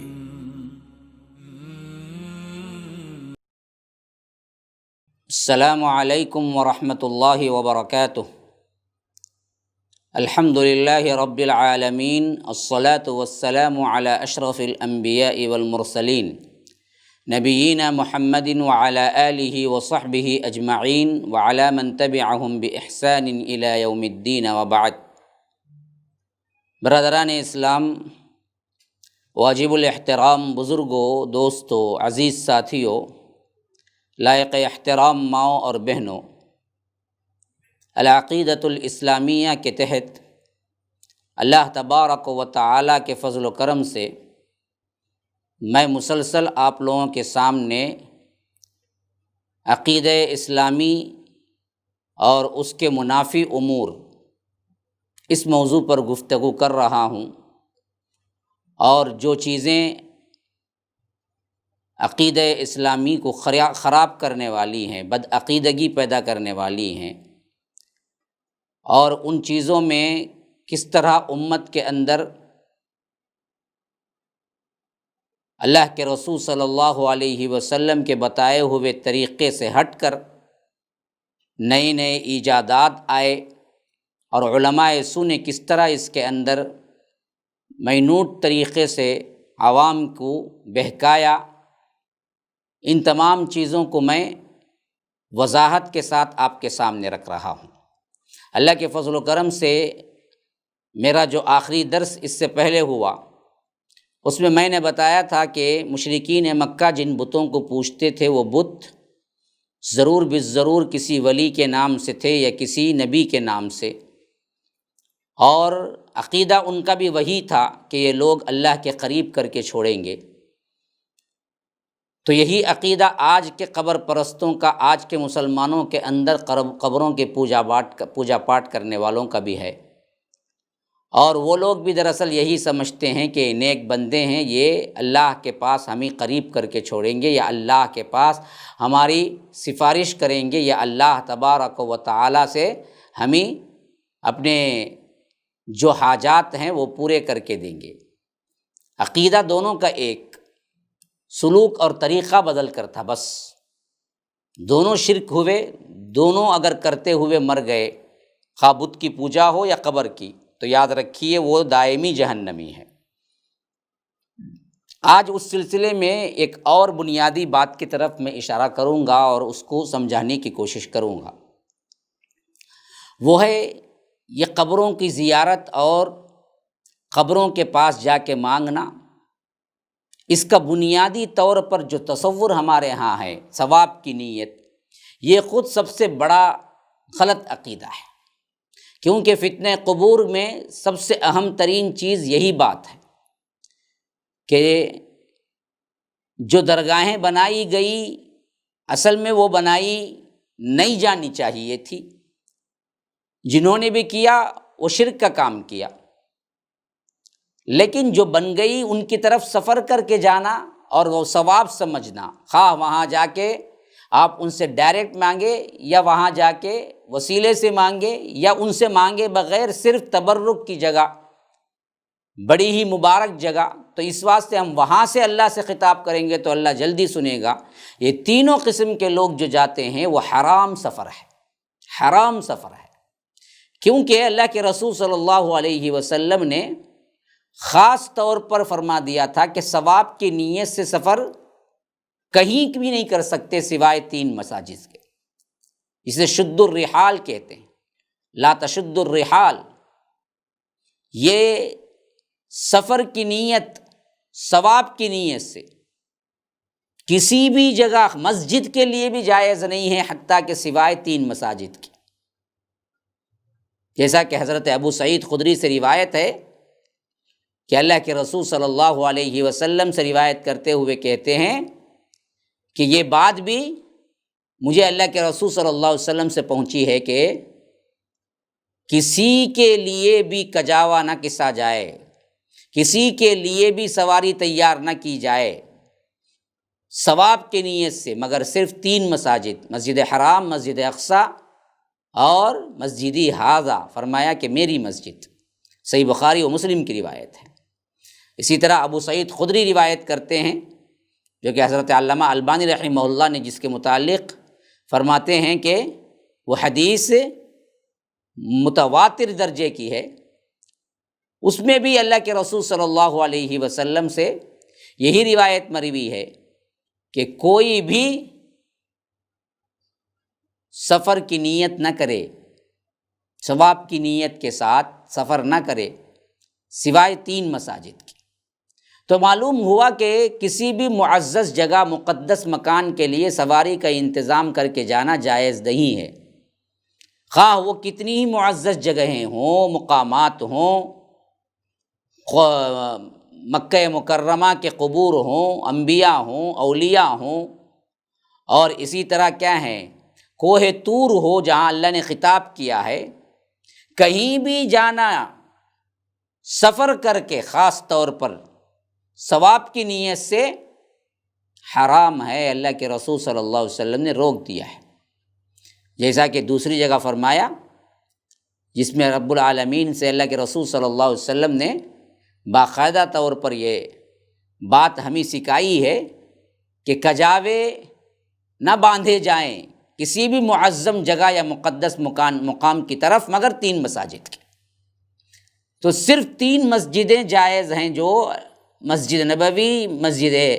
حرام اور بیت المقدس، اس کے علاوہ کسی بھی مسجد کے لیے نہیں ہے۔ حتیٰ کہ جس کو رب العالمین فرمایا کہ وہ پورا کا پورا حصہ ہی مبارک حصہ ہے، جہاں اللہ نے حضرت موسیٰ سے خطاب کیا، کیونکہ فرمایا کہ فلما اتاہا نودی من شاطئ الوادی الایمن فی البقعۃ المبارکۃ من الشجرہ ان یا موسیٰ انی انا اللہ رب العالمین۔ جب موسیٰ علیہ السلام آگ کے پاس پہنچے تو اس مبارک جگہ میں میدان کے داہنے کنارے سے ایک درخت سے آواز آئی، جو کہ کیا ہے، بڑا ہی مبارک بقعہ تھا، فی البقعۃ المبارکۃ من الشجرہ، ایسی مبارک جگہ سے یہاں بھی سفر کر کے جانا۔ اور کوہ طور وہ مقام بھی ہے جہاں رب نے فرمایا کہ فلما تجلی ربہ للجبل جعلہ دکا، جہاں حضرت موسیٰ نے فرمایا کہ اللہ میں تجھے دیکھنا چاہتا ہوں، تو اللہ نے اپنی تجلی کا اظہار کیا وہاں پر۔ ہونے کے باوجود بھی کوہ طور کے لیے بھی سفر کر کے جانا جائز نہیں ہے، جیسا کہ اصحاب رسول اللہ صلی اللہ علیہ وسلم سے صاف روایتیں آئی ہیں کہ ایک مرتبہ حضرت ابو ہریرہ رضی اللہ عنہ اس کا سفر کر کے جب آئے تو خود حضرت ابو ہریرہ کہتے ہیں کہ میں نے ابو بصرہ کے بیٹے بصرہ سے ملاقات کی، تو انہوں نے مجھ سے کہا کہ کہاں سے آ رہے ہو؟ تو میں نے کہا کہ کوہ طور سے۔ تو بصرہ نے کہا اگر مجھے پہلے معلوم ہو جاتا کہ تم کوہ طور پر جا رہے ہو تو میں تمہیں روک دیتا، کیونکہ میں نے اللہ کے رسول صلی اللہ علیہ وسلم سے سنا ہے کہ آپ فرماتے تھے سواری کام میں نہ لائی جائے، یعنی سواری تیار کر کے سفر کے لیے خاص طور پر نہ تیار کی جائے، سواری میں سوار ہو کر نہ جایا جائے مگر 3 مساجد کے، مسجد نبوی اور مسجد حرام اور مسجد بیت المقدس۔ حضرت ابو ہریرہ جا کے آنے پر حضرت ابو بصرہ ان کو تنبیہ کر رہے ہیں۔ اور اسی طرح حضرت عبداللہ ابن عمر کے بارے میں آتا ہے کہ وہ بھی روکتے تھے۔ ان کے ایک شاگرد بیان کرتے ہیں کہ میں نے کوہ طور پر جانے کا ارادہ کیا، سفر سے پہلے حضرت عبداللہ ابن عمر سے آ کے ملا اور پوچھا کہ میں اس سفر کے لیے جاؤں؟ تو حضرت عبداللہ ابن عمر نے فرمایا کہ نہ جاؤ، میں تمہیں اجازت نہیں دیتا، کیونکہ اللہ کے رسول صلی اللہ علیہ وسلم نے فرمایا کہ صرف اور صرف سفر کی نیت 3 مساجد کے لیے جائز ہے، مسجد حرام، مسجد اقصی اور مسجد نبوی۔ اس کے علاوہ کسی بھی مسجد کے لیے یا کسی بھی جگہ کے لیے تبرکاً ثواب کی نیت سے سفر کرنا جائز ہی نہیں ہے۔ جب مسجد کے لیے جائز نہیں ہے تو درگاہ کے لیے کہاں سے جائز ہوگا؟ قبروں کے لیے کہاں سے جائز ہوگا؟ تو یہ جو سفر کر کے جانا ہے، کیونکہ یہ بھی شرک تک پہنچانے والی چیز ہے، اس واسطے اللہ کے رسول صلی اللہ علیہ وسلم نے اس کو بھی روک دیا کہ سفر کر کے جانا ہی منع ہے، جانا منع ہے۔ اور اسی طرح حضرت عبداللہ بن عمر اور بصرہ بن ابی بصرہ غفاری نے جبل طور پر قصداً جانے کو تو ممنوع قرار دیا، کیونکہ ان کے لفظ حدیث کے مطابق جو ان دونوں نے ذکر کی ہے، صاف طور پر آیا کہ 3 مساجد کے علاوہ ہر جگہ کی طرف تقرب الہی کے طور پر سفر کرنا ممنوع ہے، حرام قرار دیا گیا ہے۔ تو اس سے معلوم ہوا خواہ وہ مسجد کی طرف جائے یا کوئی بھی مبارک جگہ جائے، ہر وہ چیز، ہر وہ جگہ اس حدیث کے اندر آ گئی جس میں اللہ کے رسول صلی اللہ علیہ وسلم نے صاف کہہ دیا کہ 3 مساجد کے علاوہ کہیں کے لیے بھی سفر کی نیت نہ کرو۔ تو جتنے لوگ آج جا رہے ہیں، خواہ وہ عرس کے لیے شریک ہونے کے لیے یا فلاں کے لیے یا اپنی حاجت روائی کے لیے یا منت کے لیے یا نظر کے لیے، جتنا کچھ بھی ان کی نیتیں ہیں جو بھی ہیں، یاد رکھیے پہلا اسٹیپ ہی حرام ہے، سفر ہی حرام ہے۔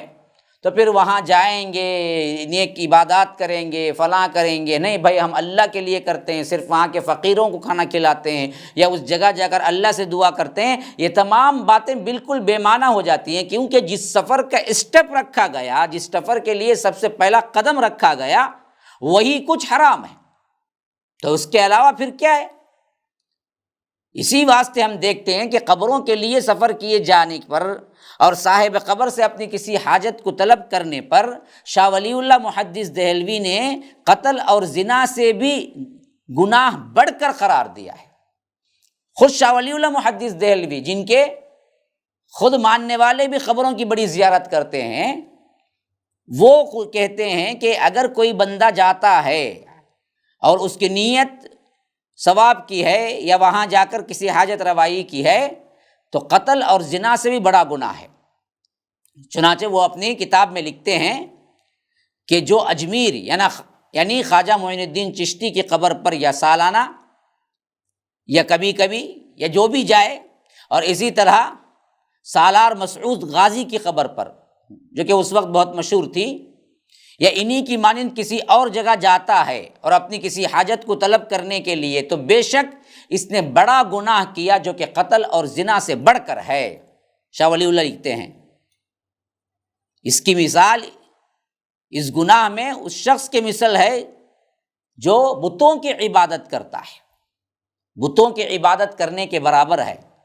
میری اپنی بات نہیں نقل کر رہا ہوں، جو سب وقت فکر مانتے ہیں شاہ ولی اللہ کو، ان کی بات نقل کر رہا ہوں۔ قبروں، مزاروں، عرسوں وغیرہ پر سفر کر کے جانے والوں کے لیے امام شاہ ولی اللہ محدث دہلوی نے کتنا سخت فتویٰ دیا ہے، دیکھیے، کہا کہ قبروں کی عبادت زیارت کرنے کے لیے جانا بعینی ہی بتوں کی عبادت اور زیارت کرنے کے جانے کے برابر ہے، اور کس قدر ناراضگی کا اظہار کیا ہے، دیکھیے، فرمایا کہ وہ قتل اور زنا سے بھی بدتر گناہ ہے۔ اب سوال پیدا ہوتا ہے کہ شاہ صاحب نے ایسا سخت فتویٰ کیوں دیا؟ اس لیے کہ اللہ کے رسول صلی اللہ علیہ وسلم نے قبروں کو، قبوں اور گنبدوں وغیرہ کی زیارت کے لیے سفر کی سخت ممانعت فرمائی ہے۔ بڑے افسوس کی بات ہے کہ لوگ ہزاروں روپئے خرچ کر کے سفر کے تکالیف اٹھاتے ہوئے قبروں کو، قبوں کو، گنبدوں کی زیارت اور وہاں کے عرس جو ہیں اس کو پورا کرنے کے لیے جاتے ہیں، پھر وہاں جا کر بدعت و خرافات کرتے ہوئے نظریں نیازیں دیتے ہیں، قبروں اور قبوں اور جبوں اور وہاں کے اشیاء پر سجدہ کرتے ہیں، وہاں روتے چیختے چلاتے ہیں، اعتکاف طواف کرتے ہیں، اور کئی صدیوں پہلے وفات پائے ہوئے ایسے لوگ جو کہ اس وقت اگر نیک ہوں گے تو اللہ تبارک و تعالیٰ کے اعلیٰ علیین میں ہوں گے، بد ہوں گے تو دوزخ کے گڑھوں میں ہوں گے، تو ایسے لوگوں سے کیا کرتے ہیں؟ وہ لوگ فریادیں کرتے ہیں، مرادیں مانگتے ہیں، اور عرس سے واپس آ کر سمجھتے ہیں کہ ہم نے حج کر کے جیسے ثواب حاصل کیا، جیسے ہم اپنے گناہ مٹا کے آئے ہیں حج کے لیے، اللہ کے رسول صلی اللہ علیہ وسلم نے جیسے فرمایا، ویسے ہی گویا کہ ہم بھی پاک صاف ہو کر اجمیر شریف سے واپس آئے ہیں۔ نعوذ باللہ ثم نعوذ باللہ۔ اللہ تبارک و تعالی شرک اور شرک کرنے والے کو کتنی بڑی منحوسیت اور کتنا بے عقل بنا دیتا ہے. دیکھیے کہاں حج جیسی تعظیم اور بڑی عظیم عبادت، کہاں شرک، لیکن اس شرک کے افعال کو تو کیا کیا، ان لوگوں کے ذہنوں میں عبادت کا تصور پیدا کیا. اور یہ بھی بہت اہم ترین بات ہے مسلمانوں، روافض ہی، یعنی جو شیعہ ہم کہتے ہیں نا، روافض ہی ہیں جو سب سے پہلا قبروں کے لیے جھوٹی روایات بنا کر لوگوں کے سامنے تعظیماً پیش کی ہے. یہ فتنہ وہاں سے نکلا اور ہم سنیوں میں آیا، اور اسی کا چیلا ایک فرقہ بریلوی بنا جو سنیت کا تو اظہار کرتا رہا، لیکن اندر سے انہی کے ساتھ ملا ہوا یا انہی کے اعتقاد میں رنگ چڑھا ہوا ہے، جو کہ مسلمانوں کو سب کو کیا ہے، ان کے اپنے بڑے تو کیا کہہ دیے ہیں، مسلمان ہی جانتے نہیں ہیں. ہاں، جو صرف بتوں کو، قبروں کو، درگاہوں کو، جھنڈوں بنڈوں کو مانتا ہے، صرف انہی کے سامنے، یعنی انہی کے لیے وہ مسلمان سمجھتے ہیں انہی کو، اس کے علاوہ کسی کو مسلمان نہیں سمجھتے ہیں. کیا خوب کہا امام ابن تیمیہ رحمہ اللہ نے. وہ کہتے ہیں کہ قبروں پر تعمیر کیے ہوئے قبوں اور گنبدوں کی زیارت کے لیے احادیث میں سب سے پہلے رافضیوں اور بدعتیوں نے ہی وضع کیا، جھوٹی روایتیں بنائی کہ یہاں پر جانے سے یوں ثواب ملتا ہے، ایسے ہوتا ہے، ویسے ہوتا ہے. سب سے پہلے موضوع گھڑی ہوئی احادیث بنانے والے یہی بدبخت ہیں، رافضی اور بدعتی. یہ لوگ مساجد کو ویران اور قبروں کو آباد کرنا چاہتے تھے، پیچھے مقصد ان کا یہی تھا. اللہ کے ان گھروں کو جن میں اکیلے اللہ وحدہ لا شریک لہ کا ذکر کا حکم ہمیں دیا گیا ہے، اس کو چھوڑ کر یہ بدبختوں نے قبروں کو تعظیم کرنے کا ذریعہ بنا لیا، جہاں شرک، جھوٹ، بدعات اور کبیرہ گناہوں کا ارتکاب کیا جاتا ہے. اور ایسا طریقہ ہے جس کی دلیل اللہ تعالیٰ نے اتاری ہی نہیں. قرآن اور احادیث میں تو صرف مساجد کی تعظیم و تکریم کا ذکر ہے، قبروں اور آستانوں کا کہیں بھی ذکر نہیں ہے. امام ابن تیمیہ فرماتے ہیں اپنے دور کو دیکھ کر، اگر آج کے دور کو دیکھتے تو کیا کہتے، یہ تو ہمارے ذہنوں سے بھی باہر ہے. اس زمانے کا جو شرک تھا اس کو دیکھتے ہوئے، اسی واسطے ائمہ کرام میں حضرت امام سبکی جو ہیں وہ خاص طور پر لکھتے ہیں کہ مساجد ثلاثہ کے علاوہ، یعنی مسجد حرام، مسجد نبوی اور مسجد بیت المقدس، اس کے علاوہ کسی بھی جگہ، خواہ وہ مکان ہو، خواہ وہاں پر قبر ہو یا کوئی اور عبادت گاہ ہو، سفر کرنے کے لیے لائق نہیں ہے. صاف طور پر کہہ دیا. فرماتے ہیں کہ کوئی اپنی فضیلت اور خوبی یا کوئی تبرک یا کوئی یہ سمجھتا ہے کہ وہاں پر مبارکبادی کے لیے یا وہاں پر جا کر صرف سلام پڑھنے کے لیے، یا نہیں تو وہاں پر جا کر صرف اللہ سے دعا کر کے وہ برکت کی وجہ، برکت کی جگہ جو ہے اس واسطے وہ تبدیل کر کے وہاں جا کر دعائیں کرنے سے وہ برکت کی جگہ کی وجہ سے اللہ قبول کر لے گا. ان تمام عقیدوں کے ساتھ سفر کرنا بھی جائز نہیں ہے. جا کے ڈائریکٹ دعا مانگنا تو بہت دور کی بات ہے. ڈائریکٹ نہیں. کوئی کہتا ہے کہ ہم درگاہ جاتے ہیں لیکن صرف اس واسطے کہ وہ بڑی ہی مقدس جگہ ہے اور وہاں سے ہم کیا کرتے ہیں، اللہ سے دعا کرتے ہیں، یہ بھی جائز نہیں ہے. کیوں؟ سفر کرنا ہی جائز نہیں ہے. اسی واسطے ابو الوفا امام ابن عقیل اس مسئلے میں خاص طور پر لکھتے ہیں کہ بالکل جاہل اور کم عقل لوگوں نے جب شرعی احکامات کو اپنے لیے مشکل پایا، بڑی پتے کی بات لکھ رہے ہیں، غور سے سنیے، دیکھیے. کہتے ہیں کہ جب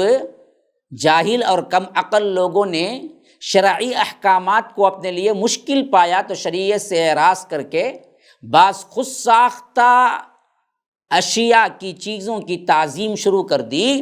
اور یہ بات ان کے لیے انتہائی آسان ثابت ہوئی، جس میں وہ کسی کے تابع نہیں تھے. تو فرماتے ہیں کہ یہ ان کے ہی خود ساختہ چیزوں کی وجہ سے کافر ہیں. مثلاً کیا کیا کرتے ہیں؟ کہتے ہیں کہ قبروں کی تعظیم اور اس کے دیگر غیر شرعی امور، مثلاً قبروں کے پاس چراغ روشن کرنا، قبروں اور ان کے دیواروں کو چومنا، مرنے والوں کو مدد کے لیے پکارنا، اے میرے مولا مجھے یہ دے وہ دے، یا عبد القادر، یا اجمیر کے معین الدین چشتی فلاں فلاں، کہ اس طرح کے الفاظ پرچیوں میں لکھ کر، کاغذوں میں لکھ کر قبروں میں ڈالنا، اور قبروں کے مٹی خاک اٹھا کر تبرکاً لے لینا، اور قبروں پر اسی طرح خوشبوئیں پھیلانا، اور قبروں کی طرف سفر تیاری کر کے سفر کرنا، یا درختوں پر کپڑے اور جھنڈیاں ڈالنا، یہ سب امور سراسر لات و عزیٰ کی پوجا کرنے والوں کے برابر ہے، لات و عزیٰ کی پوجا کرنے والوں کے برابر ہے۔ میں نہیں کہتا ہوں، بلکہ کیا ہے، امام ابو الوفا ابن عقیل کہتے ہیں، جو کہ بہت بڑے امام ہیں۔ اللہ تبارک و تعالی ہمیں اس طرح کے شرکیہ افعال اور اعمال سے بچائے، اور اس طرح کے بدعتوں سے محفوظ رکھے، اور اس پر دعوت